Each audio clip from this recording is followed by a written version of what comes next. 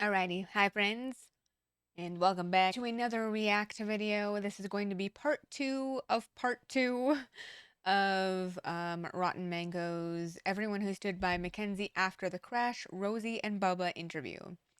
Now, the last time we watched some of this, I needed to take a break. A lot happened in the first part of this video, and I really needed to take a break. And because this is so long, I think it's better that I split it up as best as I can. So we're almost halfway through the video now, and I think we're just about to like switch to the next part, which is why I ended it there. So away we go. Hopefully you guys enjoy, and make sure you hit like and subscribe and share this, and share my channel with other people that like true crime and react. And let's get into it.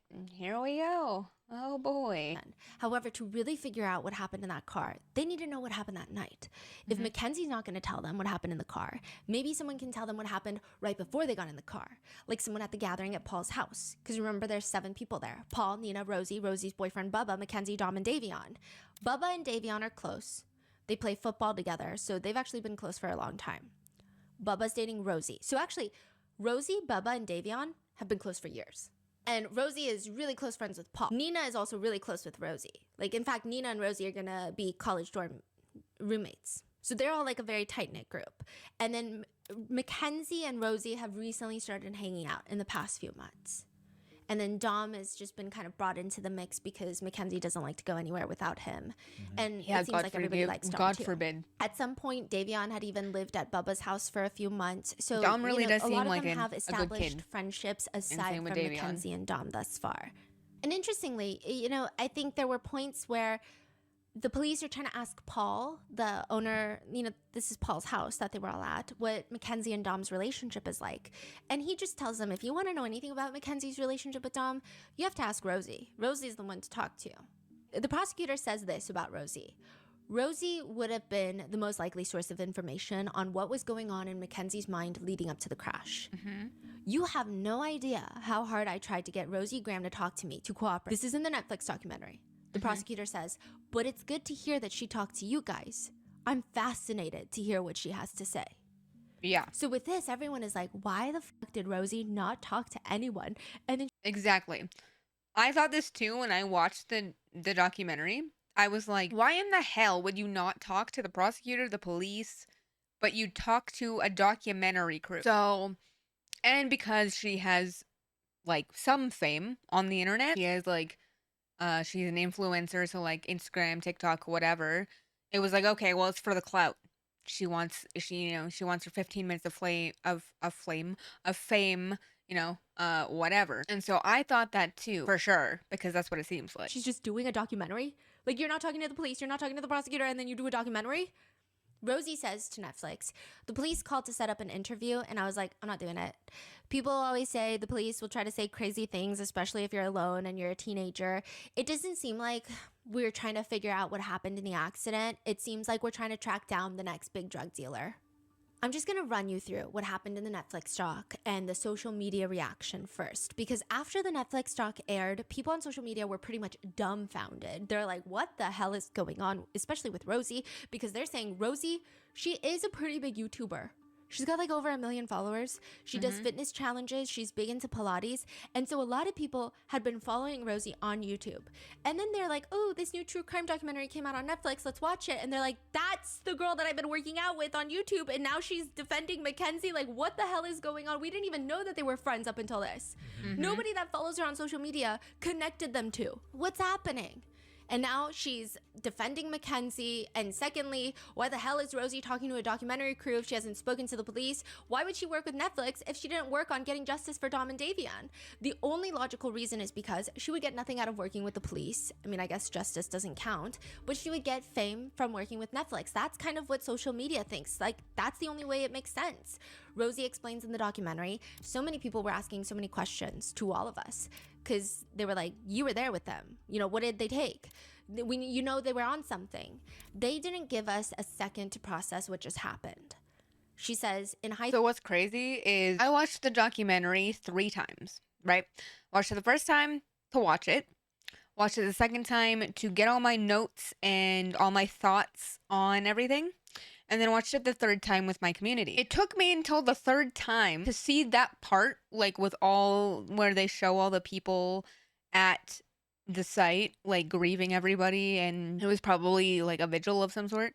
Um, everyone that was there, like Rosie and Bubba were there, but I didn't notice that that was Rosie until now. Like until I watched the documentary for the third time. And I was just like, what the? Wait a minute. School is when I met Kenzie. We started commenting on each other's Instagrams before we even talked to each other in person. We would like comment DM back and forth or Snapchat. She says, you know, Kenzie would make cute little TikTok videos of her trying on outfits. She would come to school with a purse instead of a bag, which I thought was really cute.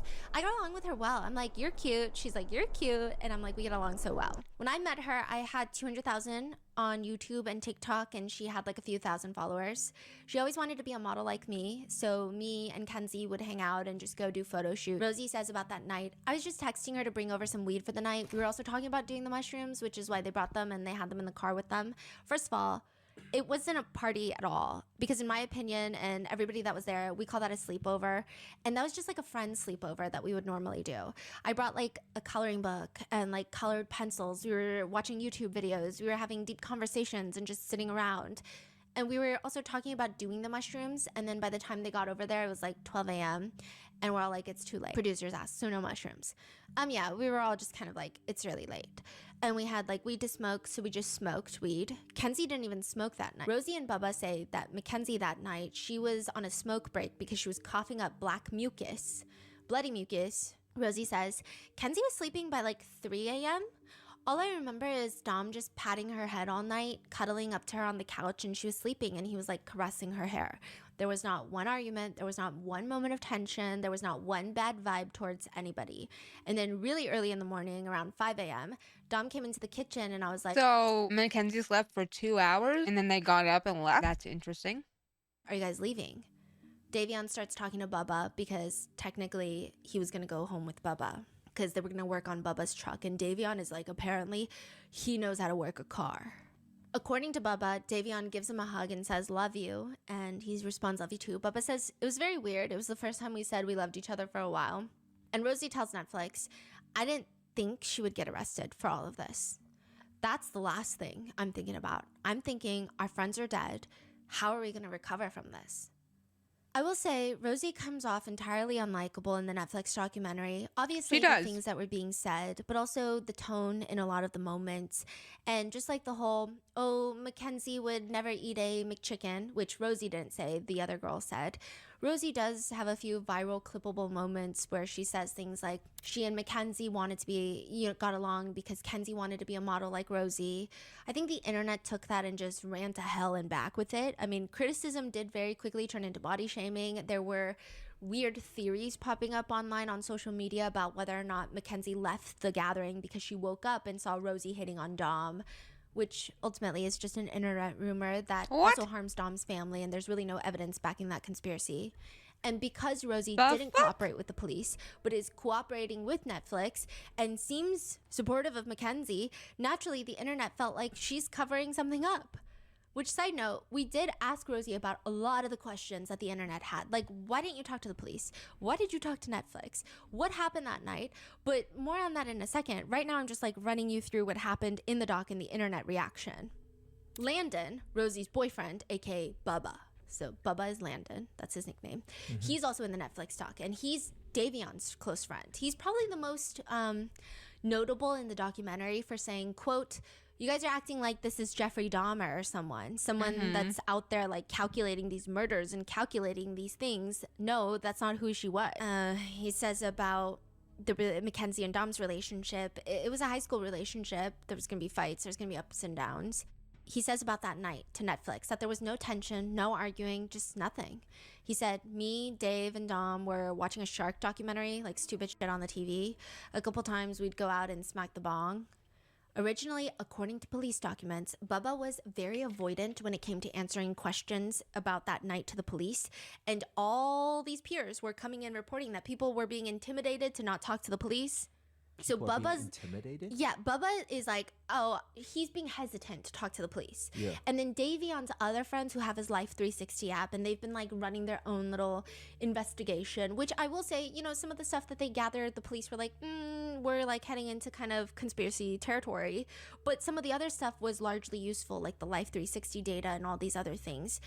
I can see how, Very helpful. sometimes they're going to come up with theories that don't end up panning out, but they were working hard to try to figure out what's going on. Yeah. So they're coming to the police and they're like, we think lots of people are being intimidated not to talk to you guys. Like that's the energy we're getting. Like we're hearing around the block that people are scared to talk to you guys. Even some of their parents are coming out, and one of the parents was like, it seems like people are scared of Mackenzie's friend group. Some people are scared of Mackenzie if they're talking to, like, it just seems, maybe it's more social pressure and not, hey, if you talk, something really bad is going to happen to you. But there's just like a lot of this intimidation, talks of, refusing to cooperate because people are being intimidated. Now, there's a recorded conversation between two law enforcement officials about Bubba. They get on the phone and they're talking about Bubba, and it's part of the case file. Okay. Yeah, so like one of them is like, who is this? And it's like, oh, it's Chief. What's up, Chief? How you doing? And then they're like, okay. Chicago Police Detective Hazoon.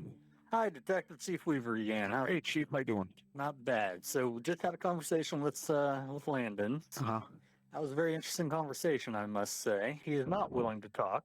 He says that he is not being threatened, and in his words, I'm at the top of the chain. Nobody messes with me. I'll just kick their ass.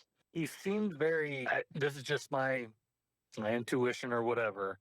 Whatever this is, he's involved. He's involved. Okay, there's no Okay. like backup to this. That's like a crazy thing to say, I will say, because he's not in the car. Mm-hmm. There are some people speculating online, like maybe he's not being truthful or that transparent about what happened at Paul's house that night. But to say that he's involved seems like a big stretch, right? But that's what the police say. This is in the FOIA file, which after the Netflix doc dropped, a lot of people who had access to the FOIA file or requested it on their own, they start releasing stuff like this. And they're like, oh my God, he wouldn't talk. He was hesitant to talk to the police. He's acting like that in the doc. The cops are saying he's involved in this phone call. So it just kind of spirals into this huge thing. Now, Bubba does have an interview with the police that is also in the file. And he's asked, do you have any theories about the crash or what might have happened? The only thing that my gut and my intuition is telling me is that she passed out. That's my gut intuition. I mean, I Okay. don't know. This is not credible at all. But do you guys know what a pendulum is? It's like kind of like you hang a I have one of those. necklace and you let it swing to the words, kind of like a Ouija board, but without, I mean, you know what I'm saying. You know what a pendulum is. Yeah, but Yes. he's asking the cop. Yeah. No, Any other theories about the crash or what might have happened? the only thing that what my gut and my intuition is telling me is that she passed out. Like that's my gut intuition. I mean, I don't know. This is not like credible at all. But you guys know what like a pendulum is. Mm-hmm. So I use like a pendulum board with a little crystal, and I got in my truck when I was down here by myself. I'm gonna try and talk to Davion with it, and so like try talking to Davion. I asked him a bunch of personal questions, and it was crazy because he was actually spelling out like the words of like what I was looking for. So then I kept asking questions. I was like, "Do you think she passed out?" I was asking questions about the crash, and he was just like, "Yes, I think she passed out." And I asked Dave, I was like, "Did you guys like on the pendulum board?" I was like, "Did you guys even know that you guys were crashed?" And he was like, "No." Like he had no clue that they crashed. But obviously, again, that's not like a credible thing. He's saying all this to the cop. Yes. And what's even crazier is Mackenzie was very much into the pendulum. I don't really see Bubba. He's like a football player, kind of jock vibes. Huh. He doesn't really That's a strike me as Mackenzie the thing, person that huh? would be into Yeah. pendulums. Mackenzie was trying to get everybody onto pendulums, it seems, after the crash. She got Dom's dad to get into pendulums to try and talk to Dom. Successfully doing it. Yeah, Is it just so- out of grief and Yeah, Dom's dad, and they're very transparent about this in the documentary. Dom's dad and older sister, they did not know as much. Dom's older sister is much, much older, and she has a child of her own. So, naturally with that kind of age gap, and a 20-year-old guy is not going to tell his older sister everything going on in his life and relationship. I think they had less contact with Mackenzie than, let's say, Dom's mom. Dom's mom's, like, in the beginning, she was kind of, like, trying to be a good person. She is a good person, but trying to give Mackenzie time. But I don't think that she gave her benefit of the doubt, really, As much as the other members. Yes. Now, Dom's dad had recently come back into Dom's life. And so I think there was a different type of grief there. And maybe they felt like Mackenzie's been always around Dom. And they actually supported Mackenzie for a really long time until the prosecutors showed them the video of the crash. And they said it was like a missile. And that was the first time they ever saw it. And that is when they didn't stop supporting Mackenzie. Because she made it sound like it was an accident. And like just the way she was texting Dom's cousin, she's like, oh, it's not as fast as the Life 360. So I think they all tended to try and want to believe her. Okay. Girl, it doesn't matter if it was as fast as the Life 360, okay? It does. It sounds like a fucking missile. And then hearing the crash into the wall. Oh my God. But yeah, she got Dom's dad on the pendulum. So like the fact that Bubba's using a pendulum is kind of weird. The pendulum is like a very depressing part of all of this. But back to the interview, Bubba says she had beef with everybody. Girls, guys, everything. Like they do not associate. People from Strongsville and Mackenzie do not associate. As to why so many people are coming forward to say that Mackenzie and Dom's relationship was bad at the time of the crash, Bubba says. So that's another reason why I think so many people are bombarding you with all this stuff that's false, is because they just don't like her. They want to see her down. They want to see her do all that. And I know that for a fact because a lot of people do not like her. A lot of people, especially in Charlottesville, do not like Kenzie. They just do not get along. Like, she's had beef with everybody. Girls, guys, everything. Like, But people from she's a Charlottesville and terrible Kenzie do not person. associate. So that's another reason why I think so many people are bombarding you with all this stuff that's false, is because they just don't like her. They want to see her. They want to see her down. They want to see her do all that. He's also very specific about, there's this one guy, we're going to call him H. H gets labeled by Bubba as kind of like a hater in this, and saying that he's just spreading weird rumors and conspiracies about Mackenzie because he hates Mackenzie. Later, the police are talking to H about it and is like, just asking him questions. And this is how he phrases the story. So H is like, okay, Mackenzie sees a hater online and they're talking about the car crash. Mackenzie responds, that was my boyfriend of 4 years. I wasn't drunk, blah, blah, blah. Like just going on of like how much she loved her boyfriend. And H is friends with Davion. So he feels something. He's like kind of pissed off because it's like, yeah, you're saying you love Dom. What about Davion, the other person you killed? So he responds to Mackenzie in this conversation that he wasn't really a part of. I think this is appropriate in his time of grief. He writes, Davion, ? Like, you're not even going to mention him, right? He says the intention is, quote, just asking about my friend. It's nothing like coming at her. I wasn't bullying. I was just kind of offended that she would bring up only her boyfriend when there were 2 people in the car that died. To which Mackenzie responds, obviously him too, but obviously Dom is affecting me more because this is my boyfriend of 4 years. And I've heard what you've been talking about and saying about me and Dom. Leave us and our family alone. You're a whole mess now. Goodbye. To which H responds, Dom was a good friend of mine. You know that yourself. Davion was one of my best friends. I wish nothing bad about you, and I wish you a fast recovery. Understand it was 2 counts of manslaughter, though. Life 360 was all the proof you needed because it was all the proof we needed. But he tells the police that he couldn't even send the message because she already blocked him. And instead, Rosie reaches out to him, eventually messaging him, that is disgusting to say to a girl that can't move in a hospital bed, telling me how fucking depressed she is. Hope Mackenzie doesn't kill herself. That's my next concern. We already lost 2 people, 3 basically, and she knows she fucked up. You aren't involved, and you do not need to sit here and rub it in her face. Do you understand mental health? There's an additional report in the FOIA that states that Bubba had changed his story with what he was telling their friends. This is like a friend saying this. So this is, I was trying to like verify all of these things, but it's like friends are saying a bunch of other things, and it's just, there are times where friends will say something and it's been disproven. Friends will come in, say something, and it seems like a good track for the investigation. It's just a lot.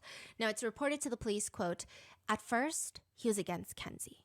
But this is just a random friend. Yes, but the girl that Bubba's dating, Rosie, is one of Kenzie's better friends. I wouldn't say best friends because I don't really know her friend group, but I know Rosie was with her a lot and at Dom's house. Then his stories just kind of started switching up, and he's talking about Bubba. And then he started acting weird about it. I'm like, were they arguing when they left, bro? And then he was telling me at first that they were arguing when they left. There was an argument or there was like a dispute. But then the next day he completely changed the story, and he was just saying that Davion and Dom were asleep, and then they woke up and Kenzie didn't go to sleep at all, or she was drawing or something like that. She was just like coloring in coloring books, and then they left the house.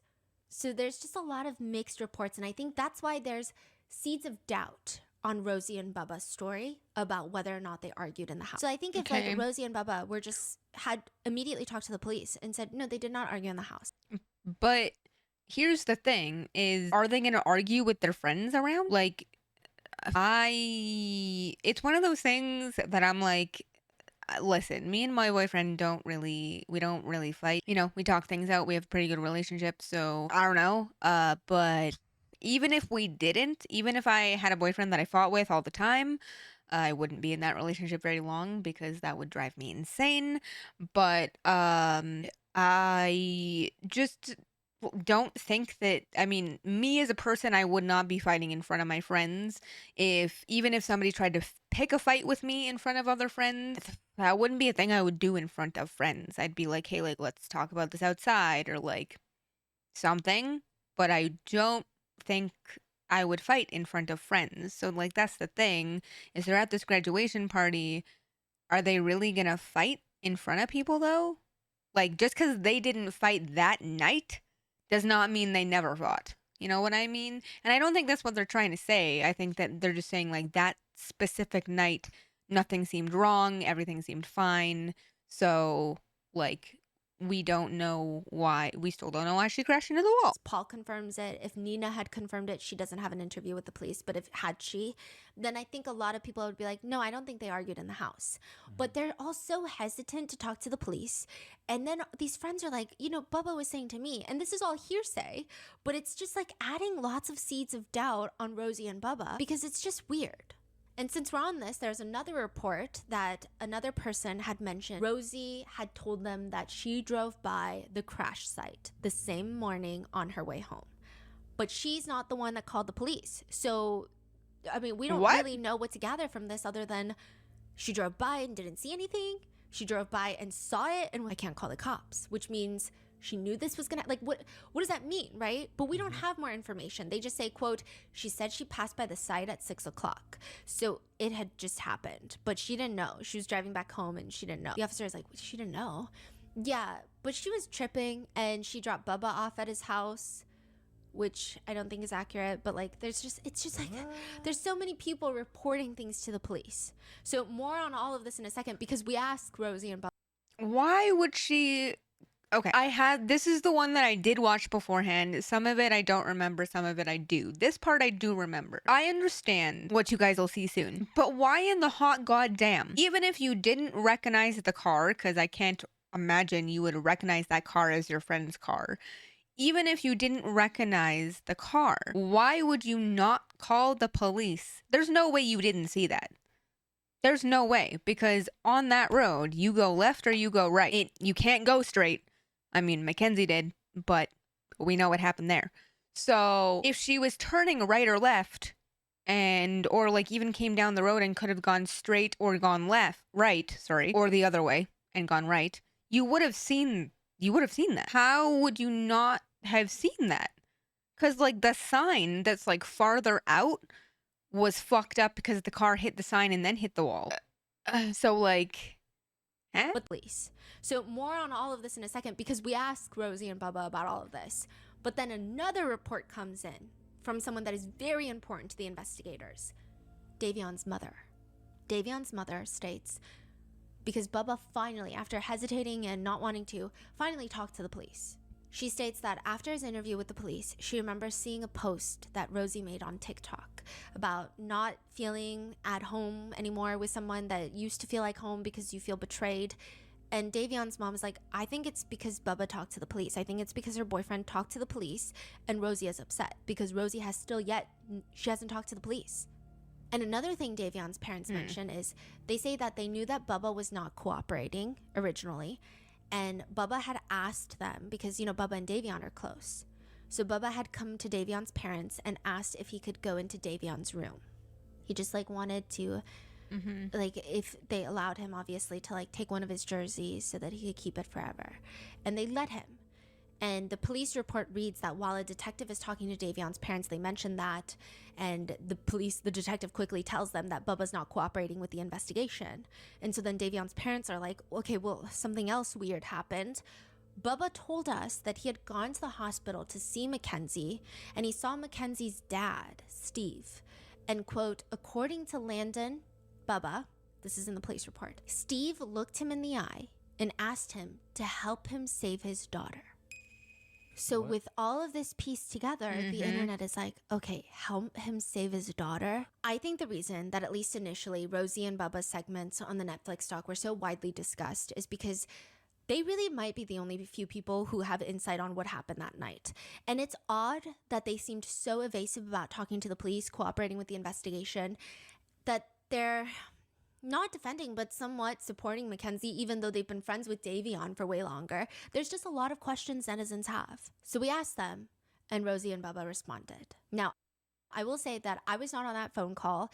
There was a schedule overlap, but also we thought it would be best for me to remain as objective as possible. And I thought the easiest way would be to not be on that phone call. I gave my researchers a list of questions that I had. My researchers also had their own list of questions, and we were just rapid fire, making sure that everything got answered. And I will say that Rosie and Bubba do not have seemed to be at least evasive to any of the questions. I did, of course, try my best to verify their statements, but there are some that are, for obvious reasons, impossible to verify. And for those, I'm just going to point out there's no way to verify that. And at times where I do attempt to verify with the FOIA file, I'm just going to walk you through my steps and thought process of how I tried to verify information, just so we can be as transparent as possible. Rosie and Bubba first stated that they felt the Netflix documentary was extremely edited and twisted in a way that does not represent how they truly feel. Rosie told us that she was under the impression that the Netflix doc was talking to her and Bubba about the viewpoint of losing friends in such a tragic way at such a young age. She says, I just feel like it really was twisted in a way that we never anticipated. Rosie states that it wasn't what she was expecting to represent her feelings about the whole situation. So they were describing that Rosie had an 8-hour-long interview with producers. Bubba had a 15-hour-long interview. Holy and fuck. it's just like rapid fire questions all day. And they said that they answered 15 each and every hours? single one of them. And when they saw the final documentary, they even thought the original documentary was going to be a 3-part docuseries, but it got cut down to just 1.5 hours. Rosie states she felt like they just took out a lot of things for simplicity's sake.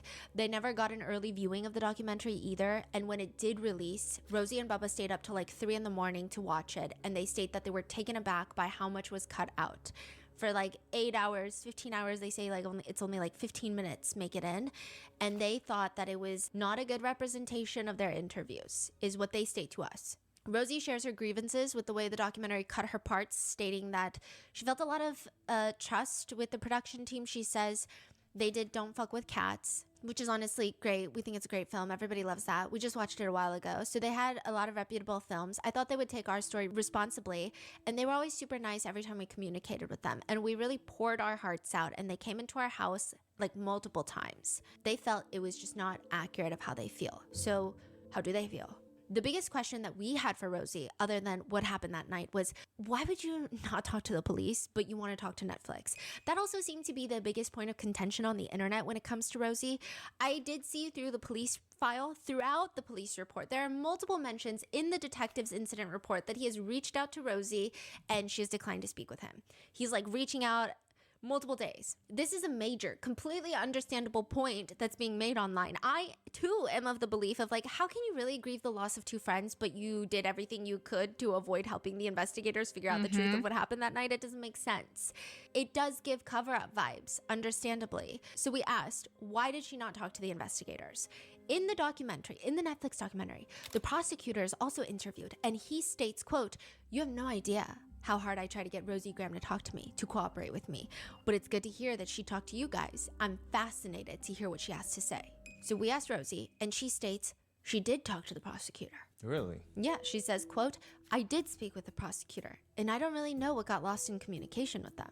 She later mentions that she had 2 phone calls with the prosecutors. One was an hour long, the other one was 30 minutes long, and that she has the phone record to prove these calls happened. Now, here's what I did to verify this statement. Like I said, there are multiple mentions in the detective report of trying to get Rosie to come in for an interview. There is no mention that she ever did. However, Rosie does state that she talked to the prosecutor, not the detective. So in the detective's report, he's like, Rosie won't talk to me, Rosie won't talk to me. Rosie tells us she talked to the prosecutor, 2 different people. She says this. So Okay. there's all this talk online that nobody cooperated, and I think it's the way that documentary was edited, where I was explaining the initial police hesitation and they cut it with the prosecutor, which he's not even the police. You know, the prosecutor didn't call us originally, and I explained it on the documentary in depth. And once Mackenzie was arrested, the prosecutor called me. It went to voicemail. I called him back, and I have phone records of 2 phone calls with him. One was half an hour and the other one was an hour long. The guy who's saying that in the Netflix doc, Yeah. that's the prosecutor. Yeah. So the prosecutor, she's saying they did speak. Yeah. Then why did he in the documentary saying, She thinks it's the way the producers edited it. oh, so she's saying the prosecutor could say, Probably. you have no idea how much I've tried. I'm fascinated. Yeah. Wait. Well, I have my theories about that too. Oh, okay. Okay. And so she says, and I remember he asked me, he said, I'm going to ask you every question I would ask you on the stand. And I answered every question. Then he went on the documentary and it's cut with me saying, I didn't initially want to talk to the police because I thought it was a drug investigation. And then the prosecutor saying, oh, I'm so fascinated with what she's going to say, insinuating that I never spoke with him, but I did. And I was under the impression that I would be testifying during the trial and I was willing to. And he said, okay, I'm going to call you whenever to come in to testify. And I was like, great. And I never heard back. Now, I did find in the FOIA that there is a grand jury subpoena for Rosie that was in fact issued after Mackenzie's arrest.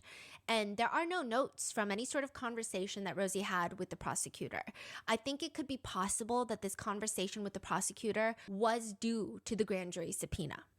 So she's refusing to talk to the police. She gets a grand jury subpoena. The prosecutor calls her and she does have these 2 phone calls with the prosecutor from what I guess I tend to believe that, right? Now, so far, all signs point to the fact that she probably did talk to the prosecutor because there is a subpoena, which means if she did not cooperate, they could have, like in the David case with Neo, arrested her.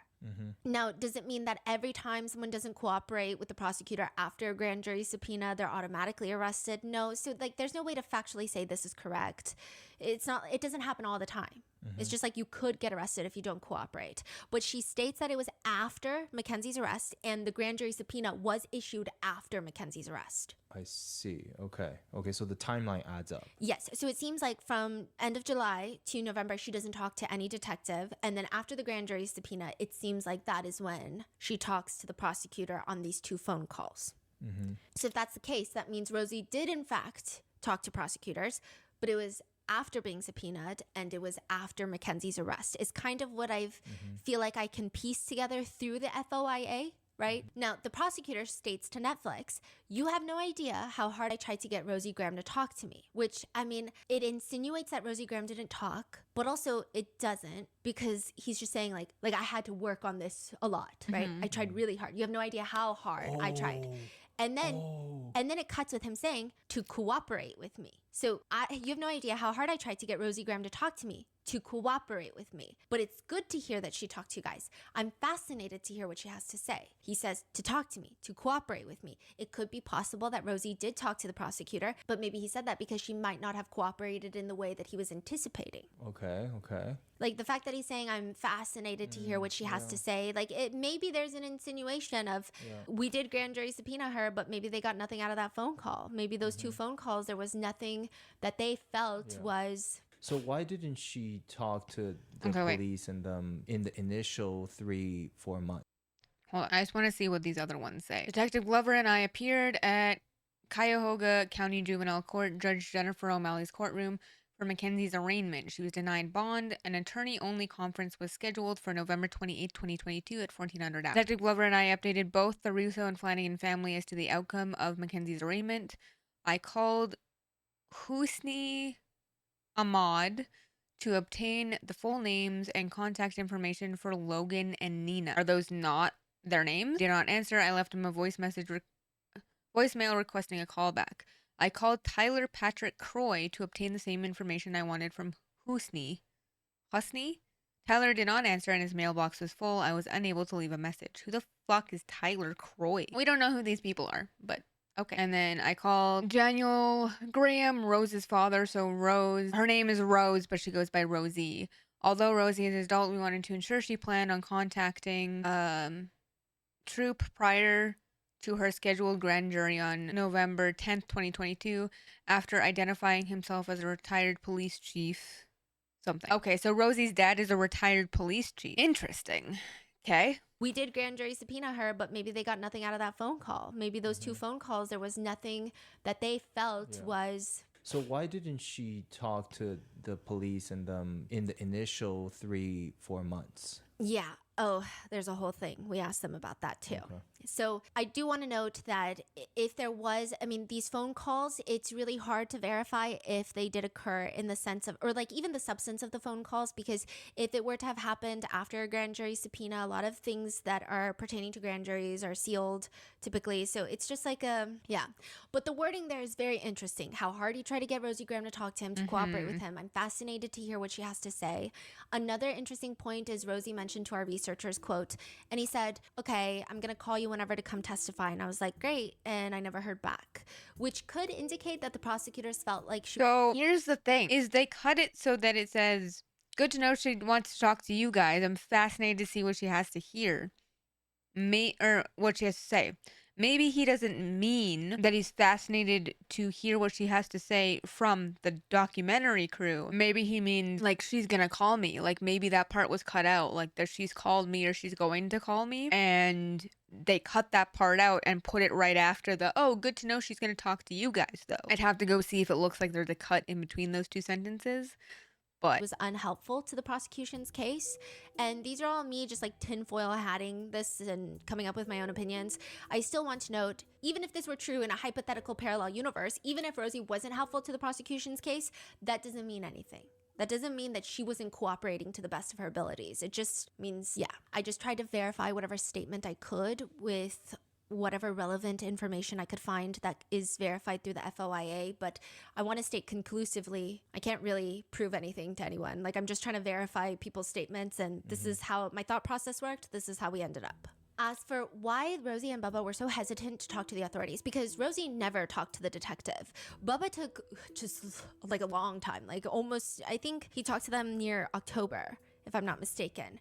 So it's just like weeks of the detectives hounding him to sit down for the investigators. They said that they had a very strong reason for why, and they state that it's not to help Mackenzie. They state that there were 7 people there at the night at the gathering of Paul's house. Paul, Nina, Rosie, Bubba, Mackenzie, Dom, and Davion. Dom and Davion obviously can't tell the police what happened that night. Mackenzie's the one being investigated. Paul, Nina, Rosie, and Bubba. Paul actually spoke with the detectives. Bubba says they all had interviews lined up right after Paul. So Paul was the first one to go in for an interview. And then it was going to be like Nina, Rosie, Bubba. Like they all had it lined up and scheduled. And I could actually see on the detective's report. Okay. She identified herself as Rosie's mother. I explained to her the case I was investigating and asked to interview Rosie. Roseanne agreed to bring Rosie to SPD on Thursday, August 11th, 2022 at noon. On Wednesday, August 10th, 2022, she left me a voicemail asking to reschedule. Tim Triple arrived, where he and Detective Sergeant Kravatas and I met. I briefed Troop on the process of the investigation and provided him digital copies of the report, surveillance videos, and photos. The supervisor emailed me the 911 audio recording. I added it to the digital file. Hold on, let me go back a little bit and see if I can read the rest of these. I emailed, I don't know what APA means. Something prosecution attorney? Maybe? Tim Troop, the 911 audio, and shared with him my body camera footage from all officers involved with the crash, as well as my audio recording from the day before when I returned Mackenzie's cell phone. I called Carolyn Burlinghouse to schedule an interview with her son Paul, who hosted the party that Mackenzie, Dominic, and Davion attended before the crash. She did not answer, and I was unable to leave her a voicemail because it was full. I could actually see on the detective's report, like Rosie had an interview scheduled. But after Paul gets out of his interview, he communicates with the group, and according to Rosie and Bubba, obviously we didn't talk to Paul, but he communicates with them that the interview's not good. They were like, he was basically telling them, this is what they say. Yeah, it's not good in there. And objectively, I didn't find anything necessarily alarming. Granted, I think being asked questions by the police for such a serious investigation and asking about shrooms and purchasing shrooms and tripping, I can understand maybe it heightens someone's emotions and makes people overthink. I do believe that Paul's mom was in the interview room as well, which could heighten the feelings of stress and anxiety when talking about having friends over and smoking weed when your mom is right there and there's investigators in front of you. And it is a very serious matter because 2 people are dead. So I can completely understand the heightened Also, complete side note, holy crap, Dom has some curly ass hair. Emotions. However, there's nothing particularly stand out about Paul's interview where objectively from a third party I can say, oh my God, like abort mission, like this is bad, right? But I can see. So you saw his interview too? Yes. Okay. Now, Rosie relayed to us that Paul was kind of getting freaked out by the line of questioning. I could verify this. There were questions about guns. Guns? Like, do they own guns? Yes. Oh. Okay, hold on. Okay, September 9th, 2022, Detective Glover and I met with Troop and his supervisor, John. We briefed Mr. Costco on the status of the investigation. They called Scott Flanagan. They informed him of my intent to search all of Davion's cell phone content. Flanagan did not object. In fact, he and his wife support our efforts to uncover the truth about the crash. Flanagan mentioned that his wife, Jamie, had heard from the Strongville High School kids that Dominic was a known was known to traffic in drugs and guns. What? Shit. Drugs, okay. I understand that, but what the fuck? Sorry. Didn't know that part. We explained to them that a separate investigation could be opened at the conclusion of the crash investigation. We agreed to meet with the Flanagans on Friday, September 16th. Frank Russo called me. Frank Russo, redacted, called me. He identified himself as Dominic's father. He asked about the status of the investigation. I told him it was still in progress. He wanted to know when it would be complete, and I told him I could not give him an answer. I emailed Mark Sargent requesting a status update on his report. His assistant replied shortly thereafter to let me know she was finalizing the report. Interesting. Yeah, okay, so any teenager is gonna be a little freaked out by questions about guns and drugs. Understandable. There were questions about guns. Guns? Like, do they own guns? Yes. So they were specifically asking if they ever saw Dom with a gun, if a gun came out that night at the gathering. Did you ever see him with I know he had never saw it. Right. That night, did anything about a gun? Asking if they'll just look in their backyard and see if they notice anything, which is like kind of like a crazy ask. That was. What does that mean? Yeah, they were like, well, if you see anything in your backyard, like if you see guns, drug paraphernalia, like they were just like, if you see anything. Do you guys have a backyard? It's like a garden type area. Anything new? Does it look like maybe somebody's hid something in there, gun-wise? Yeah, do me a favor. When you go home, just kind of look through your garden. They were asking if Dom was jealous of Kenzie's friendship with Paul, which Paul is like, well, no, because he knows I'm gay. Well, he knows I'm gay, so Okay. he's, you know. I mean, I don't think that part is necessarily frightening, but I do think, or at least the way it played out about saying, oh, well, no, Dom's not jealous because he knows I'm gay. But I do think the part about the guns, Yeah, that for probably sure. did freak Paul out. It was like pretty extensive questioning Especially- about the guns, and I could see how he. Especially like, oh hey, when you go home, like just go check your guardian area and make sure nothing's hidden back there. Like what the fuck? That like if the police told me that after I hosted a gathering with my friends, I'd be like, okay. I'd be scared to go look to see if what's there. Like what? That just seems very like I see where they're going with it, and I can understand why that would maybe be a thing that they'd want them to check, but communicated that probably to Rosie and Bubba. So I think that the whole gun thing happened because I think Dom owned guns or something of that sort. But there was just a lot of focus on the guns for a brief moment in time in that Paul interview. So I think it did freak Paul out. So I think there was just a lot of things happening. Like they're asking about guns, they're questioning him about drugs that night, and 2 people are dead.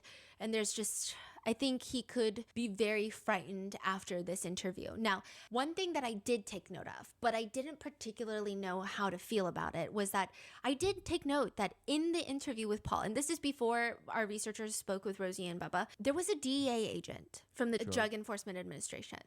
Now, the DEA officer mainly gave a whole little like mini lecture at the end of the interview that he's just like, oh, well, weed is not a gateway drug. Drugs are bad. You're going to college. You look like a good kid. Don't be doing drugs. Like, don't be hanging out with the wrong people. Just because there's talks of them trying to buy shrooms and trying to take shrooms. And so there was just like a whole drugs can ruin your future and your lives type of conversation. Drugs are kind of my thing. You? He's a DEA agent. Oh, okay. Or you seem like a really good kid. Thank you. Absolutely. Very polite, well-spoken, honest. I think you may have some friends that you should be real cautious about. And I think everyone says weed's not a gateway drug, shrooms, this and that. Be careful. The DA agent, I don't know why he was there. Is he here just to talk? That's what I thought, right? But I guess maybe his presence alone, whether it was not important, because sometimes DA agents will also just like support other investigations. Yeah. I don't know, right? But it could also be the fact that there is a drug element to Mackenzie's case. She was found with shrooms on her person and she was charged for drug possession and possessing criminal tools. So it does make sense that maybe a DA agent is involved. But I think all of these elements, Paul reiterates to Rosie and Bubba, and they said that they were freaked out. They said that they thought this was a drug investigation. Rosie and Bubba thought this is a drug investigation. Yes. So I think the way that they framed it or said to our researchers is what Paul told them about his interview. They started all feeling very freaked out that they're investigating not the accident, but drugs and like it. like They drug trafficking. yeah, Which is so, why like, Rosie they said said that they what were she feeling said hesitant. Listen, I don't know. to This is what Netflix. they're saying. Now, Paul tells them that the cops had even like printed out text messages between Rosie and Mackenzie, where Rosie that night is like asking to buy weed and shrooms. So I think that freaks Rosie out because she states, yeah, that freaked her out. Rosie says, so I told my dad. My dad's a cop, ex-retired chief or whatever, which they always feel the need to bring up. So she's like saying, people always bring this up as if like I'm part of a cover up. She says, but really it has no play in this besides me being like, well, they're asking about guns and drugs and I don't know anything about that. So she's saying that Paul tells her what happened. She goes to her dad and is like, I don't know. They're like asking about guns and drugs and I don't know anything about guns and drugs.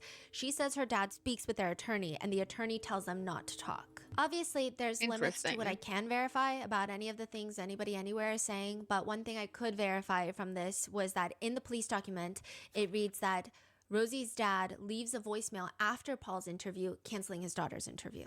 He doesn't really. I want to read the rest of this. This was that in the police document, it reads. So I can't see everything above the Rosie Graham's father, but I'm going to try. So it says, during the trauma assessment, I found what appeared to be a quart-sized Ziploc bag of a large quantity of mushrooms underneath patient's shirt in the center of her chest and a big plastic square case that appeared to be 4x4 in size tucked in her waistband. I removed both items from the patient. At this point, I do not remember if I handed directly to an SPD, which is Special Police Detective Officer, or placed on our bench seat and then handed the items directly to the SPD officer. I was the only one that handled the two items removed from the patient, and upon noticing the SPD officer in our ambulance, I gave them to him. Neither of the items were opened by myself at any time. We continued our patient care and transferred patient care to Life Flight personnel at 7 o'clock a.m. So then it says, Rosie's father left me a voicemail canceling the interview with his daughter. He explained that the decision to cancel was based on Rose's doctor's recommendation given her mental and psychological status after the crash. I returned Graham's call and wished Rosie well. I asked him to call me when Rosie is able to talk. On August 17th, Natalie Sharilla left me a voicemail letting me know about rumors that David Tyler Proctor was planning on assaulting Mackenzie upon her release from the hospital. She requested that I address the rumor with him. Yeah, because that's the police's job. I mean, I guess to protect Mackenzie, but okay. It reads that Rosie's dad leaves a voicemail after Paul's interview, canceling his daughter's interview. He doesn't really state a reason. I think at some point they state like mental health, but it is after Paul's interview. So they did have, yes, but I don't know if that's why they canceled the interview, right? This is what they told me or told our researchers is why, but I can't verify. But the timeline does check out. Now, Paul notes something interesting in his interview that when he visited Mackenzie at the hospital after the crash, Natalie Sharilla, Mackenzie's mom, told them not to talk to the cops. Okay. I then inquired whether any of his friends consumed alcoholic beverages while at his house. He said no. But when I asked if he saw Dominic and Mackenzie smoke marijuana that night, he said, Mackenzie did not, at least while I was awake, but Dominic did. Toward the end of the interview, Paul mentioned that Mackenzie suffered from POTS disorder. Oh, so Paul brought up pot. Interesting. He added that Mackenzie's mother was talking about it at the hospital when he visited her after the crash. Oh, okay, never mind. I was gonna say, as her friends, you would think that would be something that they would know, considering that at some point Natalie says that everybody knows this, but whatever. He described Mackenzie being devastated about the loss of Dominic and that she didn't stop talking about it. Paul also mentioned that Mackenzie's mother had told him and those who were visiting at the hospital not to talk to the police. I called Christine Russo to schedule an interview. She informed me APA Troop called her the previous day. Russo mentioned rumors about the toxicology screening being released. I confirmed to her it was not. Russo opined the crash was not drug-induced. The fuck does that mean? But Berea Municipal Court Magistrate Christopher Green signed a court order for the non-redacted version of the Berea Fire Department run report. The original copy is enclosed in the case jacket. When he visited Mackenzie at the hospital after the crash, Natalie Sharilla, Mackenzie's mom, told them not to talk to the cops. Natalie told Paul. Yeah. And everybody. Yeah. But Okay. he is relaying this to the police. Okay. Right. So I think that's, I don't know. Right. So I guess people can interpret that in multiple different ways. But Paul states that he talked to Rosie about all of this. So he's like telling the police, like, yeah, I've talked to Rosie about all of this. And he states that Rosie is his best friend. And Paul states to the officers that Rosie does want to talk to them. How close are you with Rosie? My best friend. Your best friend? Have you talked to Rosie about this? Obviously you have. Yeah. What's Rosie's take on it? Did Rosie tell you not to talk to us? No, Rosie's awesome. Okay. So like in his interview, before he gets freaked out, like he's mentioning, oh yeah, like Rosie's my best friend. Yeah, she wants to talk to you guys because he knows that she has an interview lined up. Yeah. I see. Right. But after Paul's interview, everything changed. Yes. Okay. So Rosie and Bubba state that they start hearing from others that this is a drug investigation, that since Mackenzie was technically going to bring them shrooms, whether it be through how them do or you someone have that else, much right? money? There's like a sale of drugs that is going to happen, obviously evidenced by the text messages between Rosie and Mackenzie. They state it seemed like they were trying to like crack down a whole network of people who were purchasing, so that's why they were hesitant to talk to the police, is what they told our researchers. Rosie says in the Netflix documentary, That's what she said about the drug investigation. Yes. So our researchers were asking like, but that's like really weird because it was just like you sounded really out of left field in the Netflix talk, being like, they're not looking into the accident, they're looking into the next drug dealer. It was just like Right. very strong of an opinion. Oh, so that's what she meant. Rosie says, yeah, basically, yeah. She says that there was a lot more context to that. She told our researchers, quote, when we were filming, they sat me down and asked me in my 8-hour-long interview, one of the questions was, so what was Dom's job? And I kind of looked at them kind of weird because they know what his job was. And I was like, I don't want to say that on camera for everybody, for the whole world. And they literally said to me, oh, the viewers are already going to know in the audience. Like they're going to know that he was sometimes, maybe, perhaps, allegedly, you know. Yeah. Like, I don't even want to say drug dealer. I mean, I guess legally, I don't know, right? But it seems like you're like, Right. So Yeah. Okay. okay. So she says that is what accounts for why my response got simplified down. It seems like they were trying to find the next big drug dealer. So she's saying she was under the impression the Netflix doc would include lots of this. So it didn't look like they were trying to investigate the accident. It looked like they were trying to find the next big drug dealer. She thought there would be a lot of context. Right. But instead, there was kind of none. It's out of context. I do want to clarify something. I think whatever Dom was doing is completely irrelevant to this entire case. It played no role in the crash. It played no role in the fact that his life was taken at 20 years old. And the only definitive part that really matters in the context of the crash and drugs is that drugs were found on Mackenzie's person. When she was pulled out of the vehicle, they found a whole bag of shrooms on her person. Now, Rosie and Bubba are saying that they were under the impression, like I said, that this is a drug investigation. That's what they're telling us. The police document also notes that the detective did reach out to Bubba's college football coach to try to get Bubba to come in. I emailed the Flanagans wanting to know if they were able to make contact with Kyle Harper, who is reportedly able to access Davion's phone using his face. Shortly thereafter, Mr. Flanagan replied stating his parents are discussing it with him today, but much to our disappointment, they were hesitant to involve their son and didn't want to disrespect Davion's privacy in their initial talk with us. We obviously advocated for our son and reassured them that you were only looking for evidence that would help clarify the events that happened prior to the crash. We're hopeful they will change their mind and do the right thing, but it certainly can't be counted on at this point. We'll definitely keep you updated when we hear back from them. Called Landon Bubba Eternal. He did not answer. I left him a voicemail requesting a callback and letting him know that I will be calling his athletic director and or head football coach of Marietta College in Ohio. I returned the following search warrants, which were signed by Cuyahoga County Court of Common Pleas Judge Nancy. They were scanned and uploaded to the network folder. Mackenzie's Snapchat account, the Toyota forensic examination, Mackenzie's medical records from August 5th until her discharge.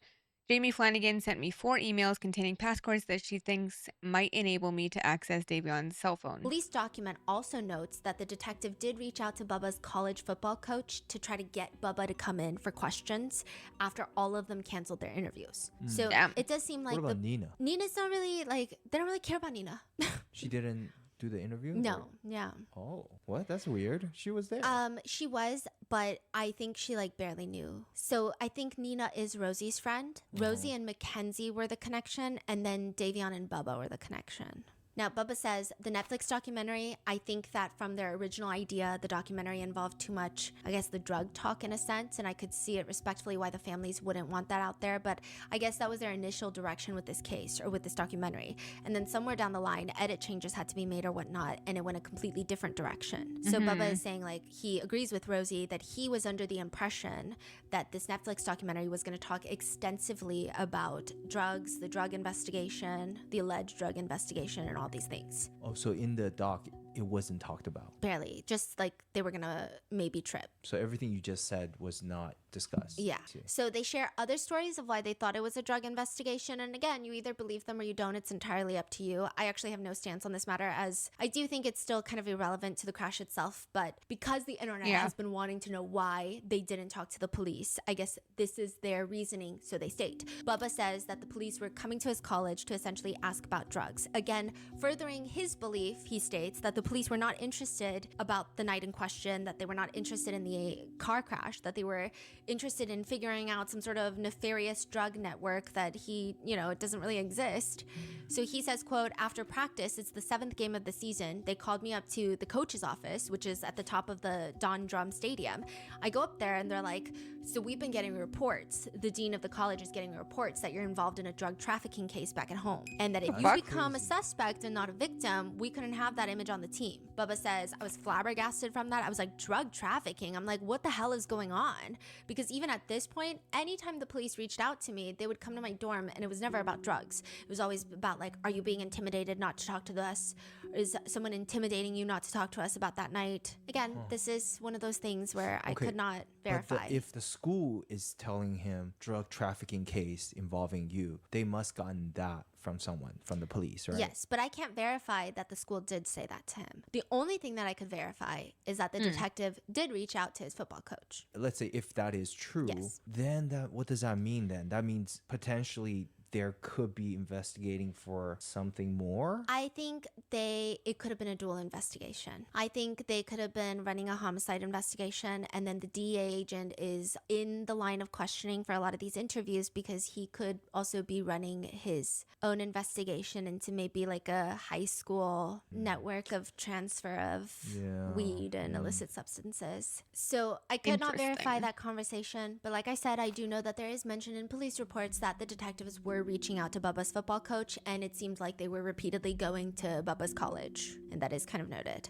It did seem like they were trying to apply pressure to get him to talk, which isn't necessarily always a bad thing on the police's part, but that's just what I could verify. And as for the 2 officers talking about how Bubba told them, who's gonna intimidate me? I'm big dog, right? That wasn't one of our questions, actually. Like that was not one of my questions. That was not one of our researchers' questions, but it did come up naturally.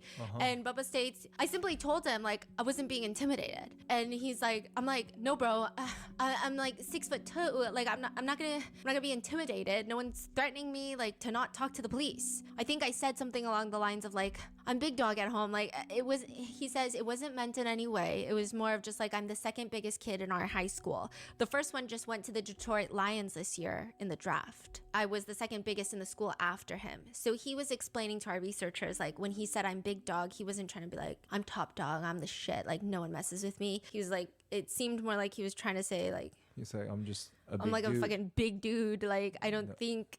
And he's trying to express to them he's not being intimidated. But again, this is not information I can verify. He says he eventually chose to talk to the police because he was reassured it was not a drug trafficking case.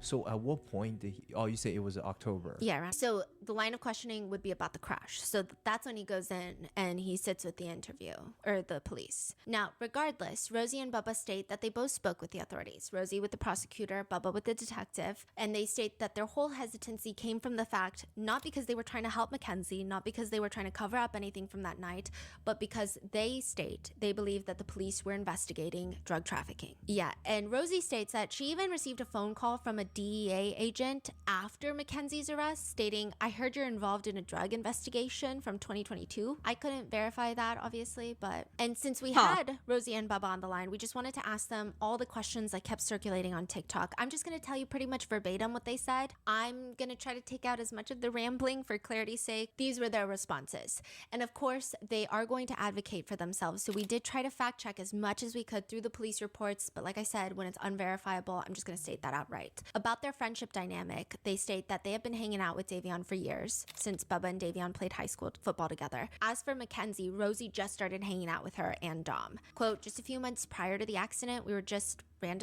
randomly started hanging out every day, back to back. Next day, she would call me, like, what are you gonna do? What are you gonna do? And what are we gonna do? And so that's, you know, why I feel like I can speak from a point of like a lot of people want to say there's crazy internet speculation, and a lot of people say, how could you not know their relationship was so toxic? But You personally, didn't even we know just them. didn't really see that side of them. I mean, as I said, we only started hanging out with them in the months prior. So she's saying like, I'm not like, I didn't know them for years. And that was another thing online. A lot of people were saying things along the lines of, well, I mean, we are all bashing Rosie, but at least she's a ride or die best friend to Mackenzie, and we would all probably want a ride or die best friend.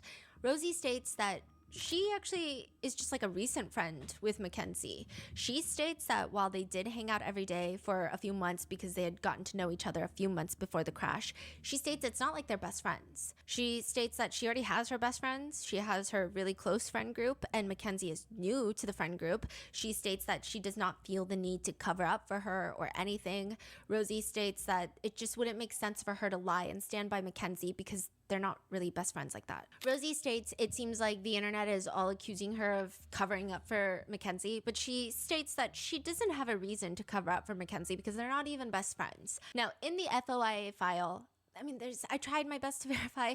There is a little over 600 pages of text messages between Mackenzie and Rosie. We did read through all of it just to figure out what kind of friendship it was. It was kind of a bizarre friendship.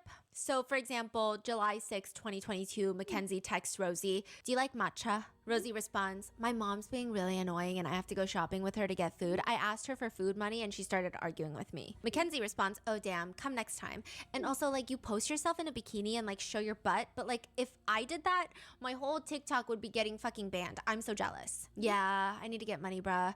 I don't even know what I'm gonna do to get famous. Oh my god, I don't know why they do that to certain people. Dude, we're perfect duo to be famous. This is 25 days before the crash. Rosie tries to sympathize with Mackenzie about her TikTok that keeps getting banned.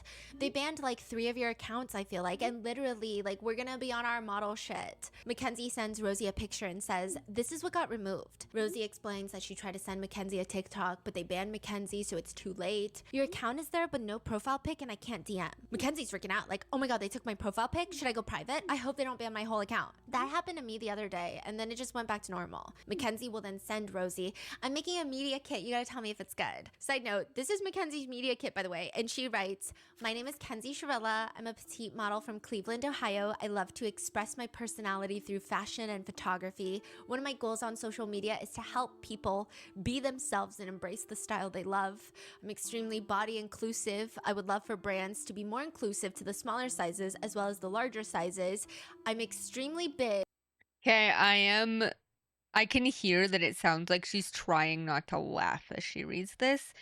And I don't necessarily think that that's like a bad thing, but I think just the way that we have come across, or like the things we've learned about Mackenzie, essentially. On healthy living, clean brands, organic food. And then Mackenzie will just First, sorry. So it's got her phone number at the bottom, right? And her, like, what she does. And she's got, like, her name and, like, how many percentage and whatever. But at the bottom, her email says Kenzie main email at gmail.com. You could, that's so professional, Mackenzie. That has nothing to do with anything. I just think it's funny. That's all. That's all. Be themselves and embrace the style they love, as well as the food. And then sleep to people's houses. Suddenly text Rosie, do you know you can order animal shit anonymously to people's houses? Like, when I say animal, I'm talking like elephant shit, like that, or lion. 7 hours later, Mackenzie is asking Rosie, how much do you make from TikTok? Rosie's like, depends. If I have a good month, like good videos that month, the most was like 150. Sometimes it's like 40. Mackenzie's like, dude, I'm jealous. I need to get in on that fund. I have $88 from going live. I want more. Oh my God, I've never made anything going live, only from the creator fund. And so there's just rants about TikTok, mainly Mackenzie complaining. She complains that someone reported her account for being under 14. She has Rosie fill out something that's gonna help confirm that she's not under 14. Rosie writes, okay, I filled it out and said hella about how you're an influencer, literally graduated high school and you're being mass reported for being 13 when you're not even, and none of your content violates anything and it's your job, exclamation, exclamation, exclamation. Mackenzie writes, I love you so much, and bruh, tomorrow's gonna be so fun. Yes, they better give you your fucking account. I'll fuck someone up. They better. I'm manifesting. Mackenzie complains, literally, I don't even know how I'm gonna get my followers back. Honestly, just push out hella good content because they love you, and new accounts tend to blow up. I'm so sad about this account. Fuck TikTok. Mackenzie is very nice to the people that have the things she wants. So for Rosie, it seems like it's the followers. Rosie had at that point like 200,000 followers on TikTok and YouTube. Mackenzie never really got more than a few thousand. So her attitude towards Rosie seems vastly different from how she treats other people that she doesn't really want anything from. I mean, like, you saw the way that she was texting people and DMing people and just being a brat. She doesn't seem to show that side to Rosie. So I was kind of surprised by that in the 600 pages. I was just trying to figure out the depth of their friendship. And it seems like they just share weird ideas back and forth. Mackenzie will text Rosie, you should make a TikTok vlog of you tripping. Okay, this one I thought was a little weird. What? Why? Yeah, would... because exactly. Yeah, Mackenzie has why? been complaining about how TikTok has been banning her account nonstop, and then all of a sudden she's like, you should make a TikTok vlog of you tripping, which is, I'm like, Why? are you trying to sabotage? Like, it was weird. Not that I'm defending anyone, but it's just a weird. What kind of suggestion is it? Yeah, which feels sabotagey to me, but I don't know. And then she Yeah. hits it with an LOL, to which Rosie responds, LMFAO, I want to so bad, but my mom has TikTok and I blocked her, but her weird ass would make another account. SMH, I wish I could post shit like that too. My mom follows me too. And just some random texts from Mackenzie that read, yeah, this fucking Thursday, bitch, we're about to look bad as fuck. And another one from Mackenzie, I feel like you're gonna be scared at my driving. We're the exact opposite. So Mackenzie is picking up Rosie, and Rosie is expressing how it's nice to be driven once because she's usually the one picking people up. And Mackenzie tells her, but I love to drive too, but I'm crazy though. And Mackenzie is just kind of yapping. Another text says, I think I'm gonna make a YouTube, but I don't know what to record on or what videos to make. Later, they joke about tripping on shrooms at the carnival, which Mackenzie thinks is, quote, bro, euphoria moment. Rosie says, no, literally. Mackenzie says, I'm excited. To summarize, nearly all 600 pages felt like variations of, yes, you're so hot. No, I love you. No, you're the cutest. No, fuck, why is your mom being annoying? Your TikTok got banned? I'm so pissed for you. It felt like, I will say, not a particularly deep friendship. There was no personal conversation. There was no much relatability. Much of their friendship is based off of taking photos of each other. Mackenzie texts Rosie. That's what I'm saying. The pictures are going to be fire. I don't care if people are staring. If they're not talking about pictures, they're talking about social media. Rosie will text Mackenzie, bro, when you were banned yesterday, your baby cushy account was on. So I feel like Mackenzie and Rosie's relationship is very just influencer jargon. Not necessarily that Mackenzie's using Rosie, though I don't know if I'd put it past her to do that. But it just seems like that's all they really talk about is either that, what they're gonna do, or oh, your life sucks right now. I'm so mad for you. Literally basically what she just said, just I don't know. It's all just very, I guess you could kind of compare it, maybe not. Streamers might talk to each other this way, if you're a streamer and you're friends with a streamer, or I guess a streamer is technically an influencer too, so it'd be the same type of thing. I don't know. Very interesting dynamic, and the fact that she doesn't know her very well, Like, I don't know. It's just, it's a little weird. My FYP like 3 times every time I open TikTok. Mackenzie responds, no way. Same with you, to be honest. Your videos are all over my FYP. And then Rosie would respond, oh my God, work. We're famous. Mackenzie says, I need to hit 100K. Yes, you will. You should try scripting with that. Like when I was popping on YouTube, I was manifesting by writing every day. I have however many followers or subscribers, or this video got this many views, and it works like a charm. Bruh, keep manifesting. I'm manifesting my account back right now. Rosie's like, yes, I haven't scripted in so long. I feel like it works the best. Mackenzie's like, I would usually write on paper then burn. And then Mackenzie informs Rosie that she's going to take on the nearly impossible task of cooking for herself. She texts, I'm going to try to make myself an egg. It's embarrassing, but I don't know how to do it. LOL. This is like kind of one of the more in-depth conversations they have. Okay. You don't know how to make an egg at what, 15, 16, 17 years old? I mean, to be fair, everyone has different upbringings, so maybe that's just not something you were taught. And to be fair, it seems like your parents don't really teach you anything. So Rosie responds, ew, not an egg to eat. I hate eggs. Yes, LOL. I like the gooey. Haha, I'm done with eggs, bro. I used to love them. True. Is that like Ew. vegan to you? Rosie says, I'm such a hater. Yes, like I'm almost vegan if I didn't eat cheese. I only eat eggs if they're grass-fed, free range, no hormones. Mackenzie says though, I'm not gonna make them. I don't want you to smell when you come because I would hate that. And Rosie's like, ha ha ha ha, no, you're okay. Mackenzie says, I'm weird as fuck with smells. I'm good with smells. Dude, you can try sea moss. Oh my God, yes. Do you want Chipotle? I'll make Dom go get you some too. I'm okay, bet. So they never fought? I hate when people say I'll make like my significant other go do something for you two, or I'll make my significant other be like I'll make my significant other go get Chipotle for you. I'm making my boyfriend watch something with me, like whatever. I can't say that I've never said that because I'm sure I have, but like it just sounds not nice. Like it just sounds like you're forcing somebody to do something that they don't want to do. And yeah. In the text, like you know how Mackenzie will crash out and No, and I think it's literally because, well, here's me speculating, but I do think that Mackenzie is very kind to people who she thinks will help her get what she wants. because she cares about herself Yeah. the most, right? Yeah. Yeah, so that's the interesting thing to me is that like it seems like in the text messages with Rosie, like even so I read some of the text messages, not all of them, but I've read some of them between her and a friend named Grace, which I'm assuming is like a classmate, Rosie.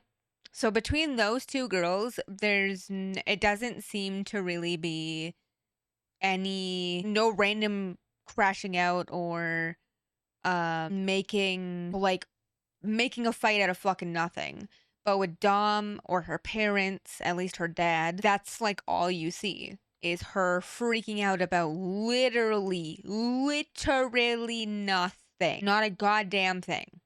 This girl loses her fucking mind about nothing. What scares me is I've had people in my life, and maybe it's just my rendition of things, maybe it's my perspective that I haven't done anything wrong, but obviously to this person I have. But like as an outside third party member of like looking at like Mackenzie's text messages, especially to Dom, when he doesn't even have any damn clue what he did to make her angry and she won't tell him, it's like, okay, you're just starting to start a fight for nothing. It's crazy, honestly.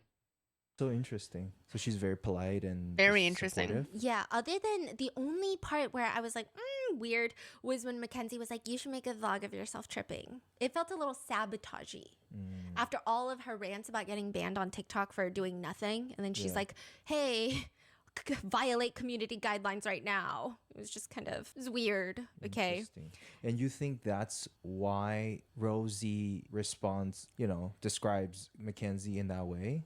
Is because of that's kind of the friendship she has with? Yes, I think it would be understandable to see where Rosie is coming from and how she describes her relationship with Mackenzie and how she specifically felt about Mackenzie. I think the part that people might have problems with for sure is the fact that you didn't know her that long and you had more of a surface level friendship, and yet it does seem like she has a lot of hope and faith in Mackenzie's that this was an accident. Yeah, so that's something that I would say that I feel as well, is that like you didn't really know her very well. Dom obviously did. He dated her for 4 years. And like I don't know. It's just very interesting to me. But I also see like where Rosie would come from is, oh, like I haven't seen any of that. So like yeah, I'm gonna support her. And honestly, that'd probably be me too. Like if I had a friend, I mean, I'm not going to say this because obviously I don't know what I would do if this happened, but if I had a friend that was in some sort of like the same type of situation and they told me like I know I didn't do this, but I can't remember what happened, like obviously I would cooperate if I knew anything and whatever, but especially if it was a new friend, like, I would just straight up say that and be like, I mean, she's given me no reason to not believe her. So I'm gonna support her because whatever. But like that's something else I've noticed in the jail calls is that anyone that does anything for Mackenzie, you hear Mackenzie telling her mom, "Oh my God, I love her. Oh my God, I love her. Oh my God, I love her." Right? But anyone that's against Mackenzie in any way, shape, or form, it's, "I hate her. I hate them. They're ugly. They're fat. They're this. They're that." Like just fucking slinging the insult. And like there's an instance where Rosie's hanging out with some girl named Sammy. Okay. And I guess when the news got out, this girl named Sammy, who was also at this party that was in my last video. I don't know what's called on Instagram. Reposted it to her story or whatever on Instagram saying, "Yep," when Mackenzie got convicted of murder. And Mackenzie's like, "Oh, like how are you gonna hang out with someone that says shit like that when I get convicted for something I didn't do?" And blah blah blah blah blah. And it's just like, oh, okay. But like, and then, her mom, this is, I think, the only time I've really heard her mom like make some sense, which is nice to know that her mom can make some sense. But like, you hear her mom going like, hey, like, don't accuse anybody, because she's like, oh, like if Rosie's gonna hang out with her, like I'm not cool with Rosie and I'm gonna fucking block her, and like you need to remove her from the group chat. I guess they have a group chat of like supporters of Mackenzie or whatever. I'm assuming that's what she was talking about. I don't know for sure. There's no really context given to the group chat thing. But and her mom's just like, whoa, like don't accuse. And the next time you talk to Rosie, ask her. Ask her if she hangs out with Sammy. Ask her, ask her these questions. And like don't accuse, like talk to Rosie. And if Rosie says she doesn't hang out with this girl, and because I guess she found out that she was hanging out with her or whatever, and then she was mad about it, and then her mom and Faith talked to Rosie, and Rosie said, oh yeah, like whoop, I didn't realize that or something, and she blocked her and like unfriended her and like unfollowed her everywhere and whatever. And so then Mackenzie's like, oh, well, like Faith told me this and that and the other thing and blah, blah, blah. And I'm like, oh my God, like you guys need to keep that shit away from Mackenzie. Like, who the fuck cares what people on the outside are saying about you?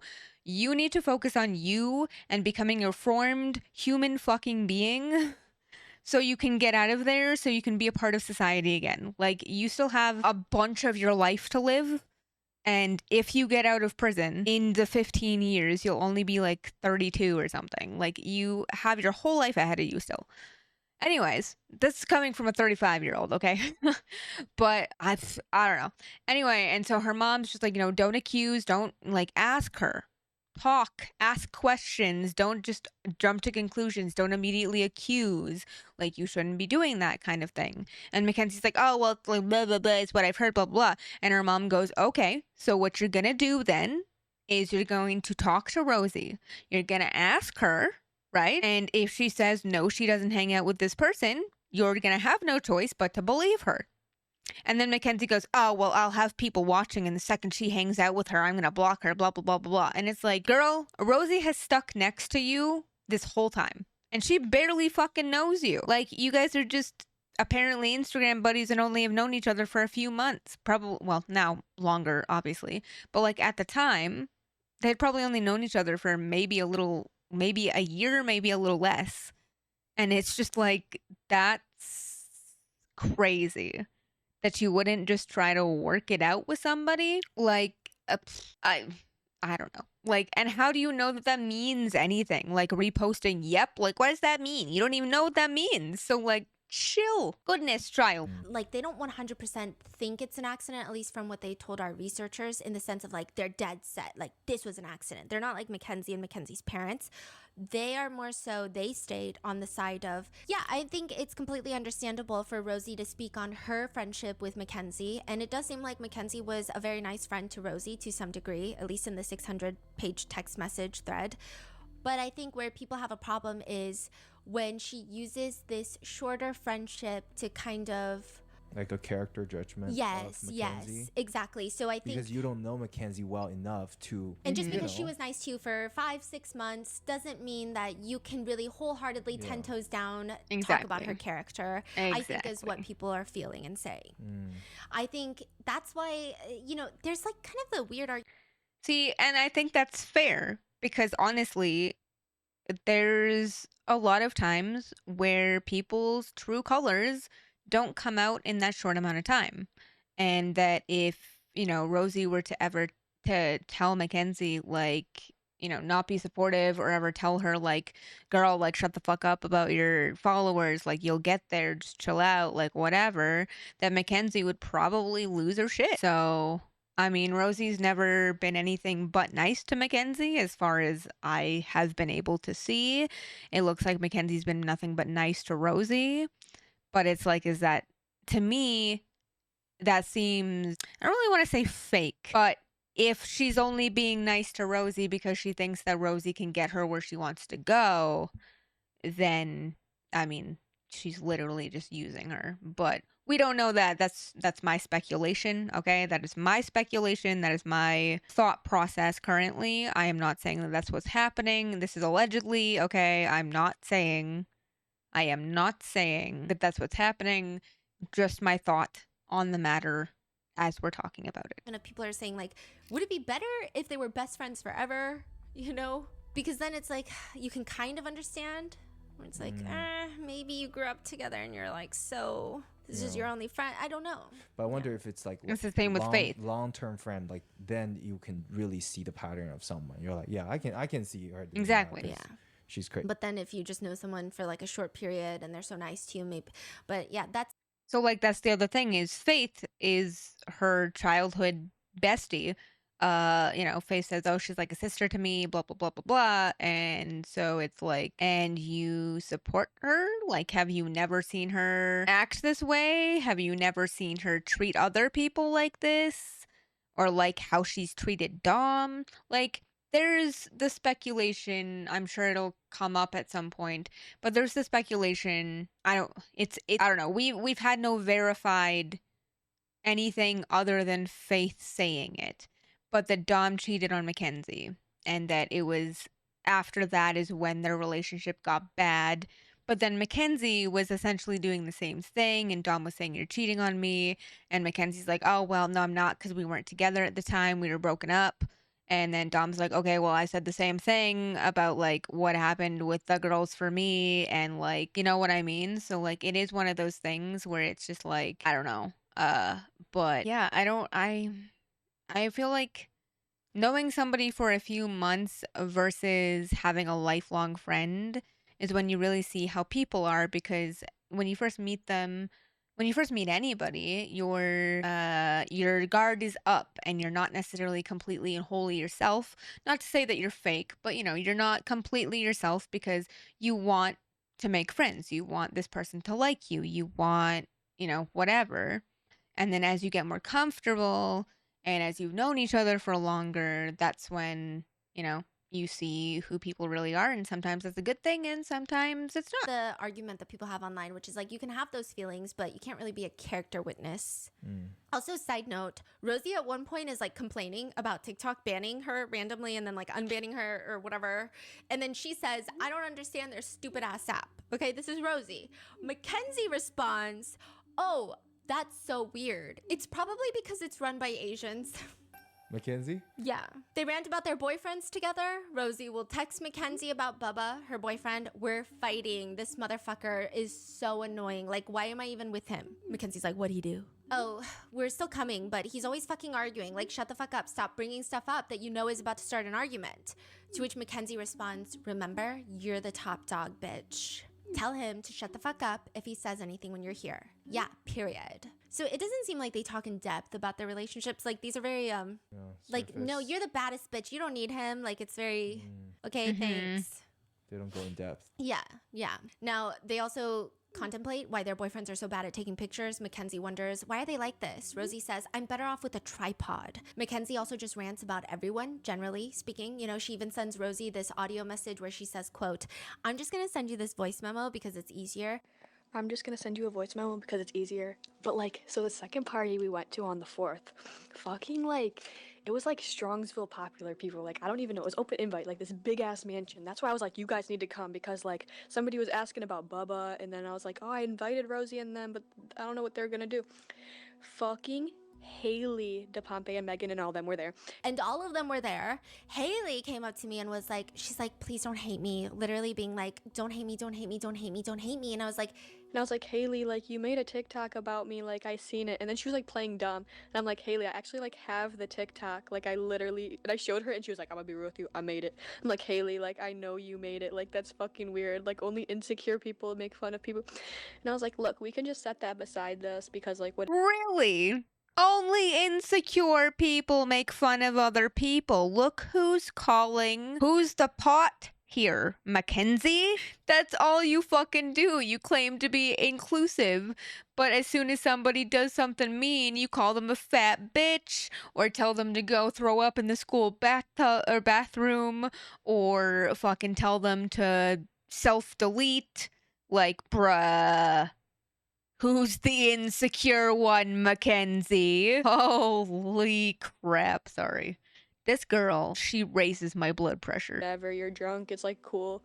And then she was like, we need to hang out, like trying to be all cool with me. so even when she rants about people, it's not as like intense as how she does with other friends so far from what I've seen. Like, she's not saying like, that stupid bitch needs to go back to Subway. Like, she's not really, you know, but it's just Yeah, like, weird. exactly. Mackenzie rants about how, quote, this person is making me so mad right now, driving 27 in a 35. That's about it. Like, there's not really much substance to their friendship, and you do with that information what you will. Rosie tells Netflix, I genuinely do not think that this could have been on purpose, intentional, or planned.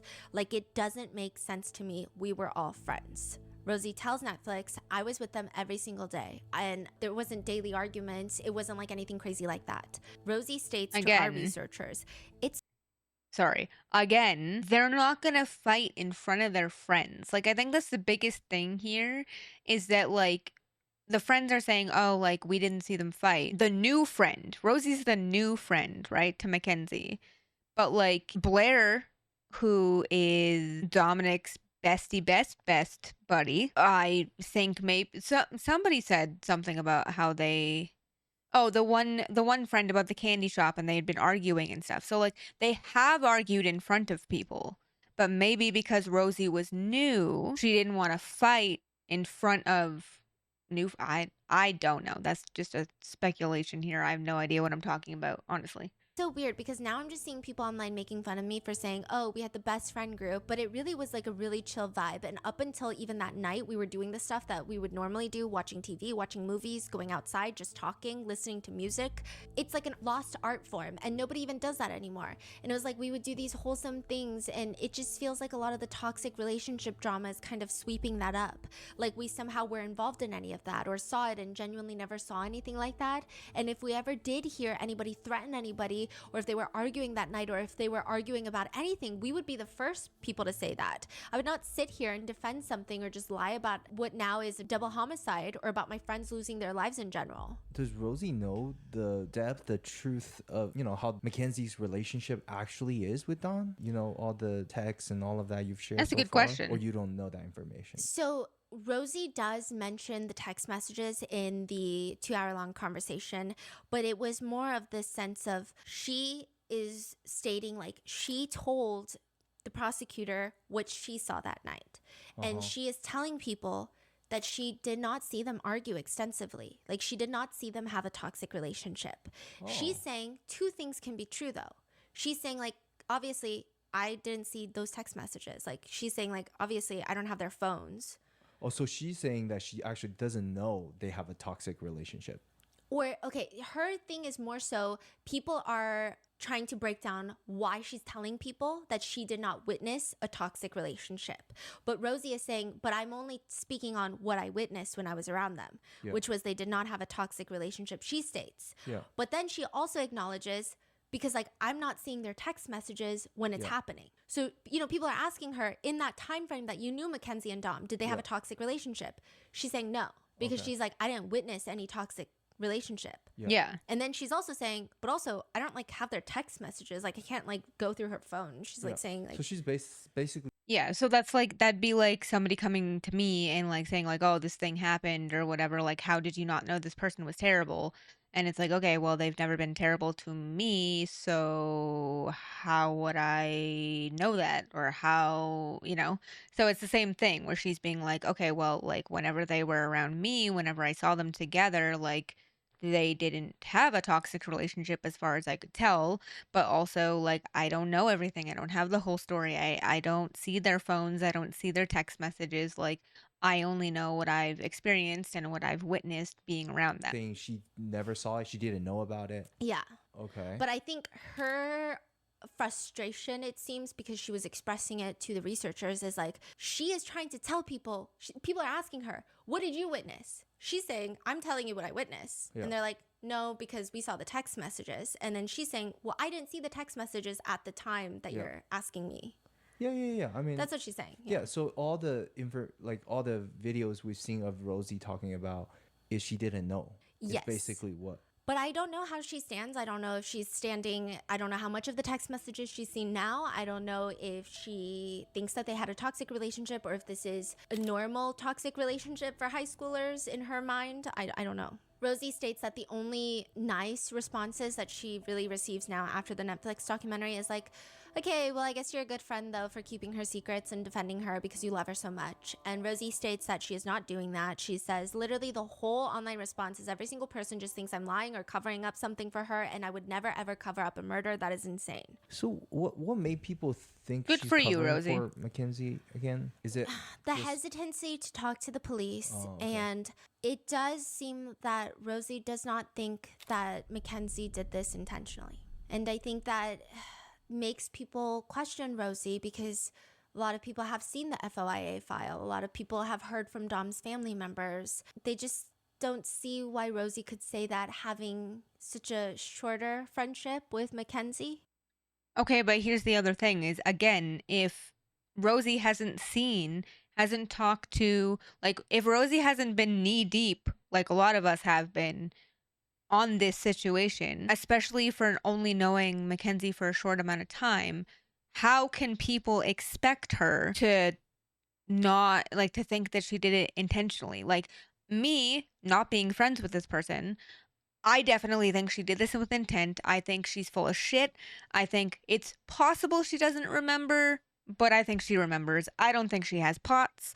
Like, there is, just from what I've seen, she just seems like a spoiled fucking brat who never had any consequences, and her boyfriend was going to break up with her, and she didn't want that, and it was a, if I can't have you, nobody can situation, and Davion just got fucked, and that they had some sort of argument in the car or something, and that's what drove her to do it. Like, maybe he said he was gonna break up with her again in the car. Like, who the fuck knows, right? We don't know, and I don't know if we ever will.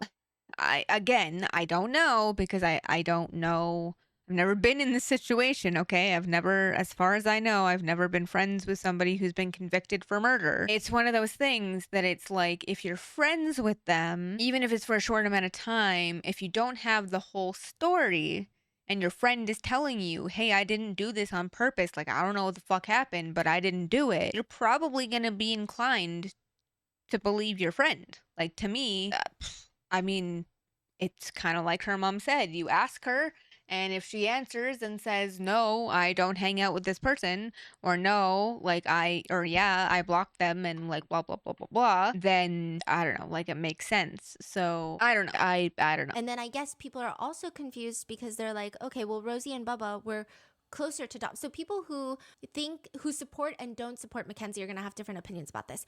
The argument is that Rosie and Bubba were closer to Davion. And the fact that like Mackenzie supporters will say, see, that's because like they see what they see, which is they think is the truth. They're like, because, you know, they have no allegiance to Mackenzie, but they still kind of support Mackenzie to some degree because they think the evidence is weird. But then people who don't like them are like, what the fuck? I will say that there are like 2 points in the text messages where Mackenzie complains about her relationship with Dom. But from judging by Rosie's responses, again, none of them are kind of taken seriously. Rosie does say that they had conversations in person, but I don't know. It's just like there's not a lot of depth. So I can see maybe why she's saying that she didn't see it at that time. I don't know. And it does sound like Mackenzie take everything twisted to her side and Yes. tells it Yep. like, this is what happened versus Yes. what really happened. Of course. And Mackenzie is also kind of fickle. So like there will be one time where she's texting Rosie about how she got into a huge fight with Dom and she's like ranting about Dom, but it's like very vague. It's like, oh, he's so dumb. Like he's so blah, blah, blah, blah. And then Rosie's like, oh no. And then Mackenzie will text, you want to come to Dom's? If you want, we can take dabs. Which like, why would anyone want to go there if they're fighting? So Rosie is like, LMAO, it's okay. You don't want to come? Should I? Yeah, you can come. Okay. He lied to me, so I'm gonna smoke all his dabs. So then Rosie is like, haha, period. So it's like very, like, it doesn't, yeah. But again, the main reason we wanted to talk to Rosie and Bubba is to ask them what happened that night. Yeah. I mean, there's no way that you can definitively know the truth, but there were 2 people that were there, and this is what they've had to say about that night in question. They state that Mackenzie and Dom were not fighting that night at Paul's, and they state it's frustrating that the documentary painted it as if Rosie and Bubba were the only 2 others at the party or the gathering, but they're saying there's 2 other people, Paul and Nina. So I guess they're expressing to our researchers, like, what would all 4 of us gain out of like lying about them not fighting that night? They're like, it doesn't like make sense why people are like, no, they definitely fought that night. Like they're confused why nobody believes them when they say there was no fighting that night. Bubba says he was awake with the guys most of the night. Like they were all on the couch. So it was Bubba, Davion, Dom, and Mackenzie. And they were just like watching TV. Mackenzie was falling asleep. He says that, oh, there was one thing that he mentioned, which is like right when Mackenzie, Davion, and Dom arrived to Paul's house, within a little bit, Mackenzie and Dom leave briefly. So they go back to Dom's house. And Bubba says they were gone for like 15, 30 minutes because, quote, they all ate healthy, like they ate non-GMO, so they would always have like special snacks, and they ended up having to go back home like 10 minutes after they got there to grab their snacks, to grab popcorn and to grab, I think it was like blueberries or some shit. That's what he says.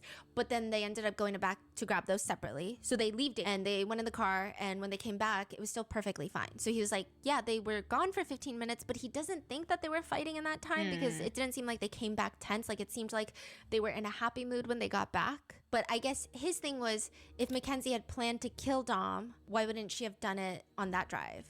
I guess is maybe the insinuation, because he's like, you know, that's a whole thing that's completely left out about that night. But again, I mean, yeah, I guess if you planned it, but if she planned it, then she would have had to plan for them to forget their snacks, to then go back home to get their snacks, because obviously Dom's gonna have to agree to go with her, right? So it's not like she could just make up some random thing as to why she needed to go home and Dom needed to come too. Although I don't understand why Dom couldn't have just gone to get snacks, or Mackenzie alone couldn't have gone to get the snacks. However, knowing how attached Mackenzie is to Dom, not being able to leave him alone for 5 minutes with his friends or whatever, and being toxic as fuck about it. like I said, a lot of netizens don't think it was like pre-planned days in advance. It was more so like maybe an argument broke out in the car on the way home. Maybe an argument did not break out when they went to go grab snacks. So the next morning, they wake up, Mackenzie wakes up. A lot of the others hadn't gone to sleep. Bubba and Davion have plans. Bubba says Davion was going to help him, quote, paint the bottom of my truck and paint it black and get all the rust off and everything. And we were going to do that. And he was like, oh, I could just come back to your house so we could wake up and do it. And I was like, I mean, that's fine with me. And then at the last moment, so he's supposed to go home with Bubba, sleep at Bubba's, and then do it. But then at the last minute, he's like, you know what? I'm just going to go home, aka Dom's, shower, sleep, like we'll hit each other up maybe around noon. Mackenzie, Dom, and Davion get into the car. The two don't make it. A huge conversation online since the release of the documentary. And it's not necessarily what was said in the documentary, but people looking into the case. There have been conversations, like I said, from those police reports of other interviews of friends, just like hearsay, that Rosie stated to someone that she drove by the crash site that morning before the police were called.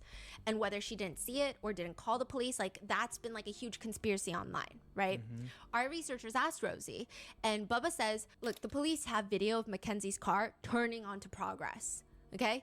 That turn, and if anybody else went that route, they knew anyone in the car, they would see it in camera. Like Bubba says, it's obvious from a logical standpoint that this is not true, and somehow the media is running with it.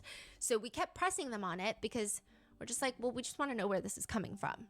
And they state that there's a supposed friend who had gone to the police and said that Rosie was super emotional and had made a comment about how she drove past them that morning on her way home from Paul's. So she also left Paul's, drove by the crash site, and like that's also making her even more emotional now that, you know, she knows they're dead. So they're explaining like, okay, basically, and this is verified through the police interview, there's someone who went to the police and was like, you know, Rosie was mentioning how she was so emotional because she also left Paul's that morning and drove by the crash site on her way home. So like, it's kind of up in the air what that means. But a lot of people on the internet took it with she drove by the crash site. Like she saw the car or could have seen the car. Maybe she didn't look out the window, but drove by that exact road where the car was crashed into the building. So yeah, see, this is my point, y'all. How would you not have seen that? Like, yeah, okay, I can understand if you're going towards the stop sign and maybe you go to turn left. I had to think about that. If you go to turn left, that you might just see the sign and not see the car because the car was like way over because of how fast she hit the fucking thing. So like, if you were to go this way, you know, maybe you wouldn't see it, or if you went to go this way, you wouldn't see it immediately. Like maybe coming up to the stop sign, you wouldn't see it. And now that I'm actually looking at this road, like look at it. It's not even paved properly. It's got a bunch of cracks and shit in it. But anyway, so like I can understand if she went this way and then went to go like left and didn't see it, like went to go turn and didn't see it because I'm pretty sure the car is like smashed up behind this. But if you went to go this way, like if you went to go right, I think as you turn, you probably would see it. Again, what do I know? Just a thought. That's how everyone's taking it. And of course, a lot of people are spinning it in the more nefarious way and saying like, she drove by, saw Mackenzie's car and was like, holy shit, Mackenzie actually went through with it. So she doesn't call the cops and she just keeps driving home. And then because maybe she feels guilt, maybe she feels all these emotions, she mentions it at like one of the vigils and it becomes the whole thing. It gets reported to the police. So we're like, we just need to know, where were you? Like, where was they pretty much like got a Google Maps explanation, gave it to the researchers. They're like, we live here. This is where Bubba lives. This is where Rosie lives. Like they were giving the full breakdown of the entire town. Now, if we deduce the main points, Rosie had gotten up. So Rosie had slept. So she gets up and she's like gathering her stuff. She had gotten up to use the restroom. She's gathering her coloring books, and eventually her and Bubba are like, let's go. Like, we want to sleep in the bed. Like, let's go to Bubba's house. And they said that they were going to go to Bubba's and they were going to both sleep and wake up later around noon. Because remember, Davion was like, oh yeah, I'm going to come help you with your car around noon. Yeah. So they both drove separately to Paul's. Bubba gets in his car and Rosie gets in her car. Her whole thinking was Bubba's parents are pretty strict, so they don't let her sleep over, but it's daytime. So like technically she can take naps. So like this is kind of like a nap. So then she drives to Bubba's house and she states that when she gets there, Bubba's mom has COVID. So she's like, you know what? Maybe not smart for me, so forget it. I'm just going to drive home. So she gets to Bubba's and then decides she's going to drive home. And the only way for her to drive home is using really the main road, which is Pearl. Not Progress, Pearl. Pearl is the main road. Like, this is where all the restaurants are. This is where the Starbucks is. Apparently, there's so much traffic on Pearl, but Pearl. She passes the entrance of Progress where Mackenzie had turned right. She passes the entrance. She does not go on to Progress ever. Got it. That's what she says.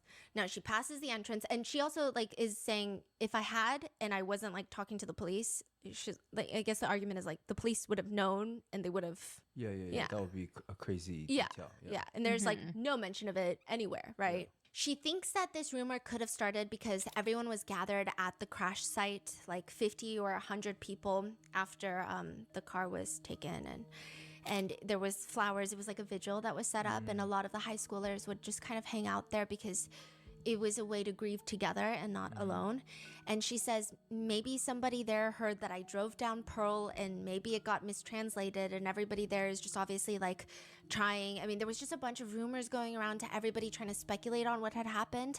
So she states that she never specifically spoke to the person that told the police this, but she thinks maybe that's how this whole story got started. Because I can see that. I could see Rosie being emotional and like mentioning like, I was just driving down Pearl on the way home. Yeah. And I passed the entrance, and then it just kind of, sense. yeah.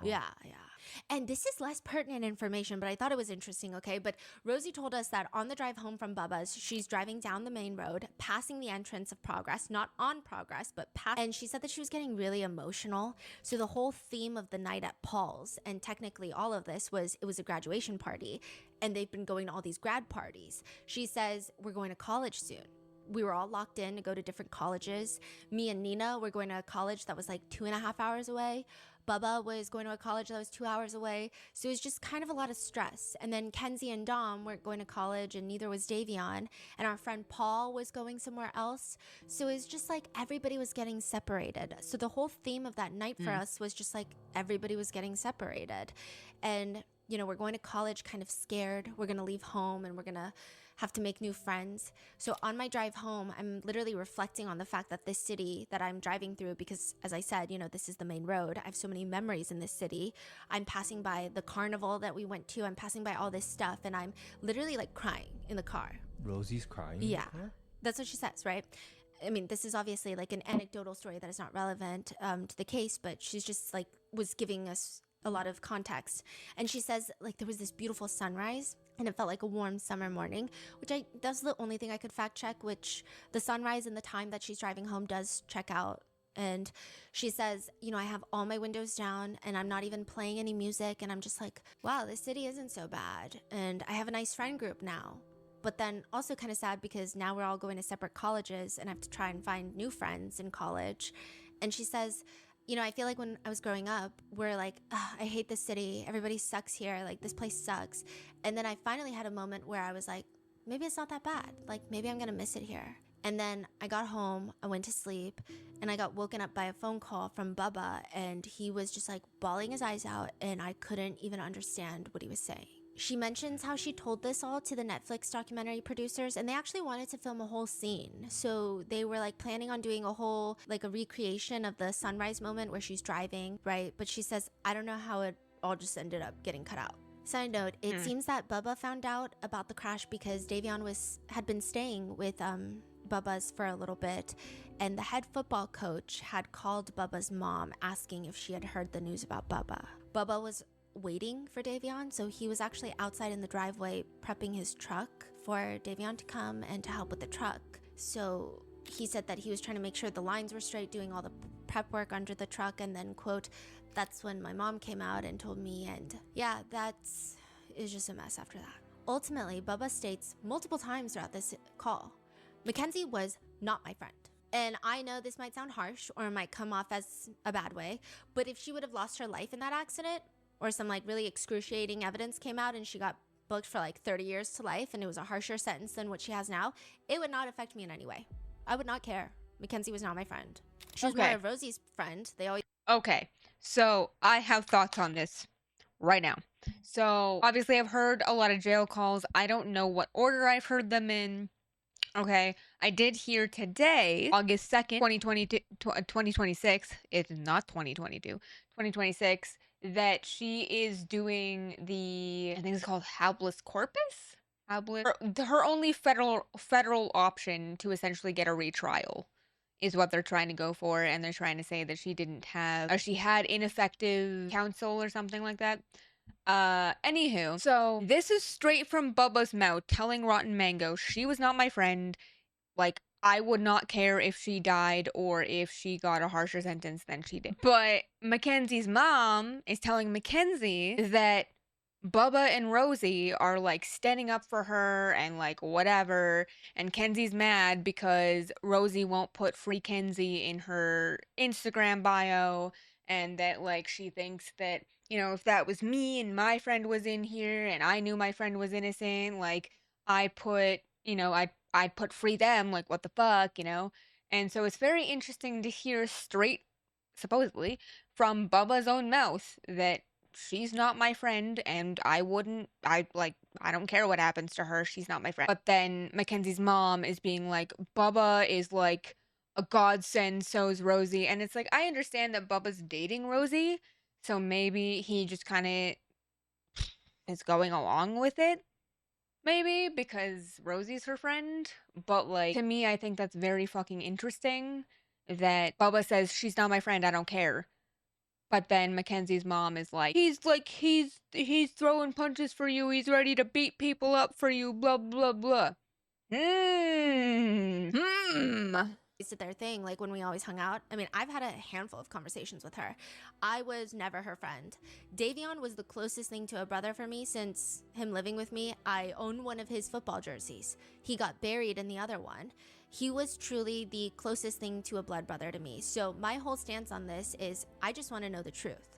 The reality of it, at least for me, I don't care how long she sits in jail. I don't care about any of that. What I care about is knowing the true story of knowing how they lost their lives. Okay, so I didn't listen to the whole thing. Okay, so it makes a little more sense to me then that he'd be like Team Free Kenzie, because he probably, I mean, it's possible that he's sticking up for her and seeming like he's on her side to hopefully get the answers out of her, maybe. Like maybe he thinks if she thinks that he's a closer friend, that she'll tell him what happened or something. I don't know. That's my only other thought, is maybe like, oh, I'll just pretend to to be interested, to want to be there for her, yada yada. I don't know. I could be wrong, but it's very interesting to hear that. Rosie has, side note about, there was a lot of people thought that Rosie was doing the Netflix documentary for social media attention, and they do bring up her social media handles. And there's like parts where Rosie is like, oh yeah, when I met Mackenzie, I had 200,000 followers on YouTube, right? Rosie says she wanted the producers to not include any of her social media. She says that it was irrelevant to the case because it's not like they were doing videos together, and she's mainly on YouTube doing her fitness stuff, and that has nothing to do with Mackenzie. So she said that she didn't want any of it on there, but then the producers during the 8 hours were asking her what she does for work, and then they would ask her like, oh, how many followers did you have when you first met Mackenzie? And she says, but you have to understand, like, I sat down and they asked me all these things, and I just answered. I wasn't being careful with the questions I was answering. I was literally answering every question. There wasn't one question that I didn't answer, basically. So she's stating that she did not do the Netflix doc for fame. She said that she specifically requested it not be included. And then they were like asking her, so she was just answering. Bubba states that he has text messages with the documentary crew stating that Rosie's social media is not relevant. So he's also confirming like, okay, we're not going to use her social media, right? Because they're dating still. And so he's like just checking in, like, Rosie wants to make sure. So it seems like he's saying that he has some sort of text messages with the documentary crew talking about how Rosie's social media isn't relevant. I did not see that text message, but that's what he told us. Now, I do want to note that there are members of Dom and Davion's family that do not seem to appreciate what Rosie and Bubba have been saying, what they said in the Netflix documentary, and maybe things that have been said and done behind closed doors. I could imagine that they probably didn't appreciate maybe Bubba talking about the pendulum in the police interview. Like, I could see how that could be highly offensive to Davion's family as well. Rosie and Bubba state that they just want to know the truth of what happened. They express wishes that the trial could have been what they believe to be fair.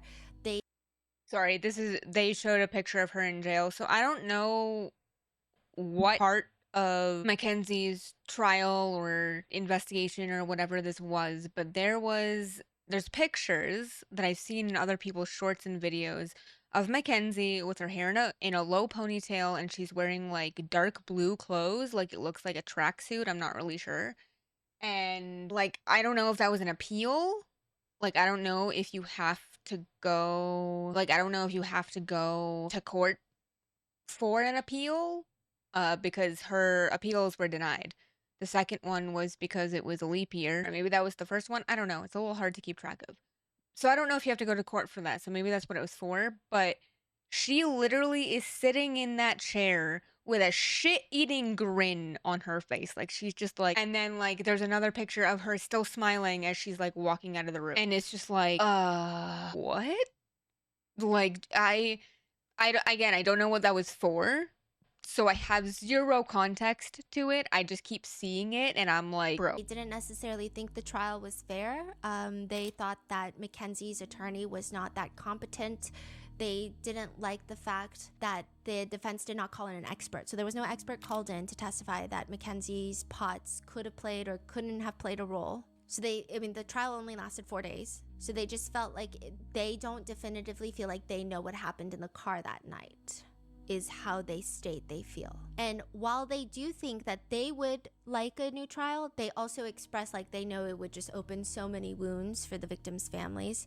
So like it seems like they get it. Rosie also says she feels like the families, quote, took us originally canceling those interviews as really suspect. And she says, recently, I didn't even know this happened, but they put it in the evidence file that Davion's mom emailed the police and was like, Rosie made this TikTok about somebody betraying her, and I'm assuming it's about Bubba because he's cooperating with the police, remember? So hold on, let's back up so we can read this whole thing. Sorry guys, I like to make sure we're reading everything, even though I didn't do that in the first video, and I apologize for that, because I think it'd be good. I just wanted to go back so I can read everything. My daughter's friend shared a TikTok post with us from Rosie's account that includes Kenzie. I don't know why they keep calling her Kenzie. Like, do they just not want to type Mackenzie? Or what? Like, I know that Mac or Kenzie is like nicknames for somebody who's named Mackenzie. But it seems weird to me for people that don't know Mackenzie very well to be calling her Kenzie. But anyway, these were posted on October 30th, 2022 and appear to be taken in a hotel room. I believe the third girl is Rosie's college roommate, who I would assume the location is somewhere near the university. So I would assume, sorry. Our family was so upset to see these. While we are deeply mourning Davion's death and trying to figure out how to endure our first real holiday without him, Kenzie is out enjoying life and most likely getting ready to go out for a college Halloween party. I believe Rosie's TikTok account is public because I was able to view her other posts. There was one on the 9th of October where Rosie's talking about someone not feeling like home anymore because they betrayed her. Assuming this is about Landon, since he finally decided to sit down for a police interview and she is refusing to talk.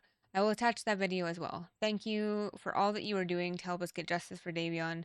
We appreciate you and your thorough investigation. Rosie made this TikTok about somebody betraying her, and I'm assuming it's about Bubba because he's cooperating with the police, remember? And she says, I had no idea they were just taking my random TikToks, and I was following these TikTok trends. I had no idea that they connected the random videos and matched it up with me intimidating people to not speak with the police. I think she felt that way because she thought that I wasn't cooperating. Rosie says, we definitely, thinking back now, we should have just sat down and talked to the police the second everybody else did, because everybody says that's somehow suspect, and we literally only canceled it because we really did not want to be involved in some big drug bust, especially. Well, it does look sus as fuck, but now that now that we have the context, I feel like it makes more sense, you know? But like still, I don't think you should have canceled your interviews. I think you should have just done them. And like I get not wanting to be a part of a drug bust and you don't want that drama and whatever, but like come on. When we have no credible knowledge. Obviously, Rosie being there for Halloween of 2022 and dressing up with Mackenzie as Playboy Cardi doesn't necessarily make Dom and Davion's family want to be more receptive to what they have to say either, to which Rosie says, so in the documentary, Rosie, there's this point where they show the Halloween picture and she's just like, it's Playboy Cardi. Anyone my age knows it's Playboy Cardi. So it's not really touched upon that was fucked up. So Rosie's just like, it's not a corpse, it's Playboy Cardi, right? And so Rosie was saying, yeah, I mean, I think they immediately, the family, labeled me as like, oh, you're her her crazy best friend and don't hold anybody accountable, and you guys are going around dressing as corpses or whatever, you know, a few months after. And the matter of fact about that is, and they edited it down in the documentary to just like, oh, we just dressed as Playboy Cardi, but it was really like, no. Like, we really shouldn't have done that. We shouldn't have done that. I was irresponsible. I don't know, we were in college, and there's so many things that I would have done differently in hindsight, not knowing how this was all going to play out. But there is a part where she kind of tries to explain their thought process, where she was like, at this point, Mackenzie was trying to do a lot of things for Dom and Davion. So she was explaining like how they had all planned to go visit Rosie at her college for Halloween, because Ohio University is known for having the craziest Halloween, and that Dom loves Playboy Cardi. And there was like this explanation about it, which I feel like I did try my best to keep a neutral presentation thus far. And this is where I would have to voice my very strong disagreement. I think it's good that Rosie realized that they definitely shouldn't have done that, because it is, like she said, irresponsible. And they've all said that they believe that Halloween was a way to celebrate Dom and Davion's lives, and that even Mackenzie going to the Kid Cudi concert was a way to celebrate Dom. Maybe that's truly how they felt in their hearts as it's happening, but I think the core issue with the Halloween and Kid Cudi and all of that is it's just insensitive. It doesn't matter who you say you're doing it for. She could have been bawling her eyes out the entire time at all of these events. I don't think it's the morally correct thing to do. I don't think many of us could ever be in Mackenzie's shoes and do something like that. They stayed off their personal observations. So, like, that's the thing, is if I was in this situation, or if I lost somebody, or if I was in the situation, whether, like, I was Mackenzie in the situation, or I was a family of any of these three, I don't care. I would not be going to a concert and being like, oh, I'm doing this for this person, and, like, having the time of my life. And I also wouldn't do it, like, I've been through a lot of death in my life, okay? I've suffered a lot of death in my family, and so I feel like I'm kind of know how I would act if I lost anybody else. Like, God forbid, please, I don't want any more of that. But when I lose somebody, and I know that we all grieve differently, I get it. But, like, I genuinely think that if you care about the person that you lose, that you might do something fun like that, or you might do something fun, like, way later in life. Like, you know, maybe you go to a concert, or maybe you go on a hike on their favorite trail or something. Like, that's a good thought, but not literally like weeks after they died and you are the fucking prime suspect. Like, just because you say you don't remember it doesn't make it okay to go to a concert in a fucking bikini in your fucking wheelchair and have the time of your life and then say you did it for doll. Same with, like, Halloween and stuff. Like, I understand that her parents wanted her to go out and have fun and that they didn't want to see her suffering anymore. But, like, let her grieve the way she's gonna grieve. And dressing up for Halloween is not a way to grieve. Don't get me wrong, okay? I love Halloween. I love dressing up. I love playing scary games. I love watching horror movies. I love going to horror Halloween events. Like, I love all that stuff. But if somebody just died, like, it's literally, horror is literally ingrained into me. It's literally a part of me. Okay? But if somebody I know died a few months before, again, whether I was in Mackenzie's shoes or in any of the family shoes, I would not be going to anything Halloween. I would not be dressing up. I would not, like, no. And I don't care if someone came into my room that I had been crying in for 3 months and barely left and said, you need to go have fun. I'd be like, no, I need to grieve. Go away.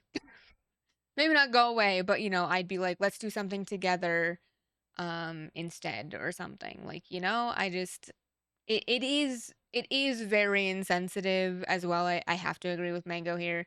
It's very insensitive, sorry, to do stuff like that. Like, again, years down the line, to go on a hike or something, or do one of their favorite things, or go to a concert or something like that, that's fine. But right after it happens, just looks so bad, no matter what your thoughts are. And especially, unfortunately, in the world of social media and YouTube and TikTok and Twitter and everything, where people put their opinions online all the time for a bunch of other people to read, it just doesn't look good. They do not believe this was an incident where Mackenzie pre-planned an intentional murder plot. But they also state that even if it was some sort of freak accident or reckless driving, they both believe that prison time is still warranted. Rosie says, at the end of the day, the prison time is unarguable, and people do get arrested for killing people in their car, in car accidents all the time. I mean, it's not like anybody should just get away scot-free with nothing. She states that she thinks everyone just took it the complete opposite way and went crazy with the theories, but she says she thinks that there should be prison time, but that they should maybe factor in that she was only 17 and lost her boyfriend and friend. Bubba states that the only thing that would make prison time questionable would be if they could absolutely prove that there was some medical incident. Which, side note, I will say there were talks with our researchers, and I did see a lot of people bring this up, including Steve Sharilla brings this up later in a recent interview, that Dom's family were powerful in the area. Dom's mom is a criminal defense attorney, Christine Russo, and she did Criminal work for the defense attorney, prosecutor's okay. office. So I was and right. So she might know a lot of people. The judge that was presiding over, her last name is Russo. I don't think that there's any sort of, neither do Rosie and Bubba. They don't think that there's any sort of familial relation, because that would be crazy. Yeah, that would be crazy, right? But I think that there Well, are they'd be crazy, but would that not also be a conflict of interest? I don't think they'd be legally allowed to do that anyway. Just because they have the same last name doesn't fucking mean shit. I'm pretty sure that, like, I know that the Shirillas think that they got fucked here, and that the criminal system is not helping them and not hearing them and yada yada yada. But really, if you look at it, it's like, again, like I said at the beginning, give me two. Give me two good, beyond reasonable doubt pieces of evidence that this girl did not do it other than she can't remember, and I'll consider believing she didn't do this on purpose. But there's just so much evidence against her. But that would be such a conflict of interest that it doesn't make sense to me that they would allow that, because I think legally they can't. I could be wrong, but that would be a conflict of interest if the judge was related to Dominic or Davion or Mackenzie. Like, it doesn't matter. If they were related to any of the families, that's a conflict of interest. It's like how when you go in for jury duty, you can't, like, they have to select people that wouldn't know anything about it because you have to be neutral, right? So, I don't know.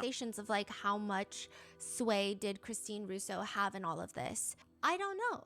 A lot of people, including Rosie and Bubba, point out how Christine Russo was talking to the police in an interview, and she said something along the lines of, like, I know Mackenzie's defense attorney. Like, I don't need to worry about him. Like, he's not a concern. I know his brother, like, and she's just saying, like, he's not a problem. Sorry, I just want to see if that noise is in the video. A lot of people, including Rosie and Bubba, point out how Christine Russo was talking to the police in an interview, and she said something along the lines of, like, I know Mackenzie's defense attorney. Like, I don't need to worry about him. Like, he's not a concern. I know his brother, like, and she's just saying, like, he's not a problem. He's not a problem. And some people have kind of interpreted this as, like, he's not a problem because I know him. Like, I know him. I'm going to make sure he's not a problem. I actually did not interpret it like that. I actually interpret it as, she's clearly an analytical woman. She's a criminal defense attorney. I could see her trying to understand a lot of and there are defense. Okay, wait, sorry. I'm missing stuff. Hold on. I know Mackenzie's defense attorney, and I don't need to worry about him. He's not a concern. I know his brother. He's not a problem. Okay, so just because you can say you know somebody without, like, knowing them, you know? And some people have kind of interpreted this as, like, he's not a problem because I know him. Like, I know him. I'm going to make sure he's not a problem. I actually did not interpret it like that. I actually interpret it as, she's clearly an analytical woman. She's a criminal defense attorney. I could see her trying to understand a lot of and there are defense attorneys who are problematic, who are problems, because they will go there and they will say some crazy shit, and they'll try to pull out all the craziest, they'll do motion after motion after motion, like just drowning the whole case in just unnecessary paperwork. Like, I think it was meant so more like that. Yeah. I don't think she would ever say that to the police when it's about her son's life and death. Yeah. I will note that Bubba has voiced out again multiple times he could care less what happens. Oh, shit. Okay, so here's something interesting also. I can't remember what video I saw this in. I've been watching a lot of videos and stuff where I'm pretty sure it was Mackenzie sent Christine, like Dominic's mom, a picture of, oh, here's a tattoo that somebody got for Dom, except the name on the top is Davion.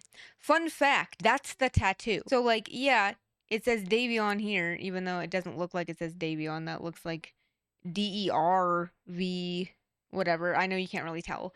And then, so it's got Davion this way and Dominic this way, and then it says some sweet stuff in there. And it's like, I'm assuming like the clouds for heaven. So that's interesting because she didn't tell. Okay, as far as I know, she didn't tell. Mackenzie didn't tell her who got the tattoo. But now that I'm thinking about it, there was a text message that was like randomly out of line, and she said who did that. Like Christine said who did that, and Mackenzie said Bubba, like our friend Bubba. To be fair, I know that when I was in high school, I would say people were my friends even if they weren't like actually a friend. So I can understand if she was saying like our friend Bubba, even though he wasn't really their friend, supposedly. He was Davion's. But yeah, because looking at that, that doesn't look like the name Davion to me, but it might just be like weird. Hold on. We're almost done, but let me see something. I just want to see if it pops up if I Google it. Apparently not. Hold that thought, guys. Give me 1 sec. Okay, so that took me a second to find, but here it is. It says Davion and Dominic, and then says, I think, run it up till you can't run it no more. I'm assuming that's some kind of maybe a football thing. I don't know. But this is a text from Mackenzie to Dominic's mom, and she's saying like she made her a bracelet and she wanted to show you a tattoo some of our friends got for Dom. And it's for Dom, but it's also for Davion. Like, she doesn't ever seem to mention Davion. Like, she never says anything. But if you look at this and this, it's gotta be Bubba. Also, I don't know who Toph is. Like Toph. I don't know if that's like short for Topher or what. And I'm not gonna make any speculations or anything. It really has nothing to do with the case, just very, very interesting reading through some of these. Somebody said that apparently there was gonna be a bunch of super viruses that come out to knock out 98% of the population, and that he knows this because, or they know this because they're in the Illuminati. I'm not really sure why they were texting from their mom's phone either, unless like this is not in the right order, but I can't imagine that it's not because I got this from the FOIA, so I don't know, but there you go. That's the same tattoo, and I just realized that now. To Mackenzie, try to pull out all the craziest. They'll do motion after motion after motion, like just drowning the whole case in just unnecessary paperwork. Like, I think it was meant so more like that. Yeah. I don't think she would ever say that to the police when it's about her son's life and death. Yeah. I will note that Bubba has There we voiced go. out again multiple times he could care less what happens to Mackenzie.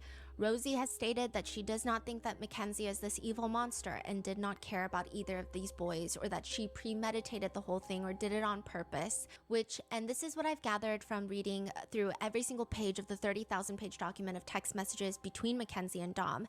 And I only say this because there's really no better way for me to try to explain the feeling that I had reading those messages. Not that my feelings are important in this matter, but those messages felt more akin to a domestic violence situation, where the relationship is so incredibly toxic, and just the sheer oppressive nature of Mackenzie's text messages to specifically Dom and only Dom, and how she speaks to him, to me felt abusive. To me, if I was in that relationship, or my friend was in that relationship with someone like Mackenzie, I would be scared for them. But Mackenzie could be very well sweet to Rosie and Bubba and portrayed herself differently, because that's also very typical in domestic violence situations. Not saying this is one, but with domestic violence, I mean, again, it doesn't always mean that she's hitting him or physically abusing him, but in these types of dynamics, from the text message. But she has been known to hit him while they're driving on a highway. So I do see what she means here, but she has hit him. As I saw, if I had to summarize the level of how it makes the reader feel suffocated it feels reminiscent of an emotionally abusive relationship. And while the trial is another part that we're going to cover, I think the public opinion on this case, a lot of people from what I've seen, they don't necessarily believe that Mackenzie went out and plotted this whole thing days in advance. In fact, a lot of people think that Mackenzie is likely too narcissistic to want to harm herself just to harm Dom. But rather, there could have been a fight that broke out in the car. And in the escalation of rage or whatever emotion that could have come out in that moment, the crash was deliberate. That is how a lot of people feel. That is what they're saying. And I bring up DV not because I'm saying Mackenzie is a domestic violence abuser, but because in relationships, people will behave in ways and do things that they will never do with their friends. It is very, very rare that you have someone on trial for abusing, punching their partner, and the abuser's friends come out and say, oh, they did that to me too, which we will be doing a full episode breaking down the entirety of the 30,000 pages of text messages so that you know what I'm talking about and you can come to your own conclusion. I feel like that video is going to be maddening. Where Rosie and Bubba did not see that side of Mackenzie at all and actually only saw a side to her that would make it hard for them to believe that she could be someone that could intentionally harm Dom. Just like how Rosie thinks that Natalie Sharilla is a really sweet woman. And I actually believe Rosie in that Natalie Sharilla is probably very, very kind to Rosie. But Natalie Sharilla, by all accounts of the massive FOIA, the investigation, the way she conducts herself after Mackenzie's arrest, amongst a whole laundry list of other things, I think Natalie Sharilla is a completely incompetent parent who has to have, I think, in my opinion, has to some degree played a role in the upbringing of Mackenzie that has ultimately led to this. Which, side note, she's the one that later states that Mackenzie has a medical condition that could cause her to black out while driving, but she also got Mackenzie a license and a car. Exactly. So it's a whole thing. Which brings me to my next point. I think that after the release of the Netflix documentary, Rosie and Bubba are easy to hate figures in this case. They're parts of the interview that made it to the final cut. You could argue it's editing, you could argue regardless, they're the ones that said it. It does make it easy to hate them from what's happened with the Netflix doc. I also don't think that they've made it easier for the families of Dom and Davion, whether it was intentional or not. I think a lot of the things that they could have said and done could have really re-traumatized or reheard or reopened wounds for both of the victims' families. I think that they could have handled a lot of things differently. Whether we believe it or not, they state in their hearts that they were trying to do right by Dom and Davion. And in hindsight, they admit to doing some things that they could have done differently, but they tried. I think family members of Dom and Davion would rightfully disagree. But I also do think that instead of focusing on Bubba and Rosie, if you really want to debate the intentions of someone in this case other than Mackenzie, it's also her parents, Natalie and Steve Sharilla, who actually played a huge, meaningful role in all of this. And that is who we are going to cover in the next part. Stay tuned. God. Let me know your thoughts and be safe. And I'll see you in the next So the next part's going to be about her parents. Oh boy. That's going to be an interesting part for you guys to watch from me. But that's going to be that for me today. I got to get some more stuff done. I don't think I realized what time it was when I started watching the end of this one, but I'm glad that we got through it. Still took me this is the second part of this one, and it took me the whole time of the video. But I will, I'll cut it down a little bit. I'm going to try to be mindful and make these like an hour long.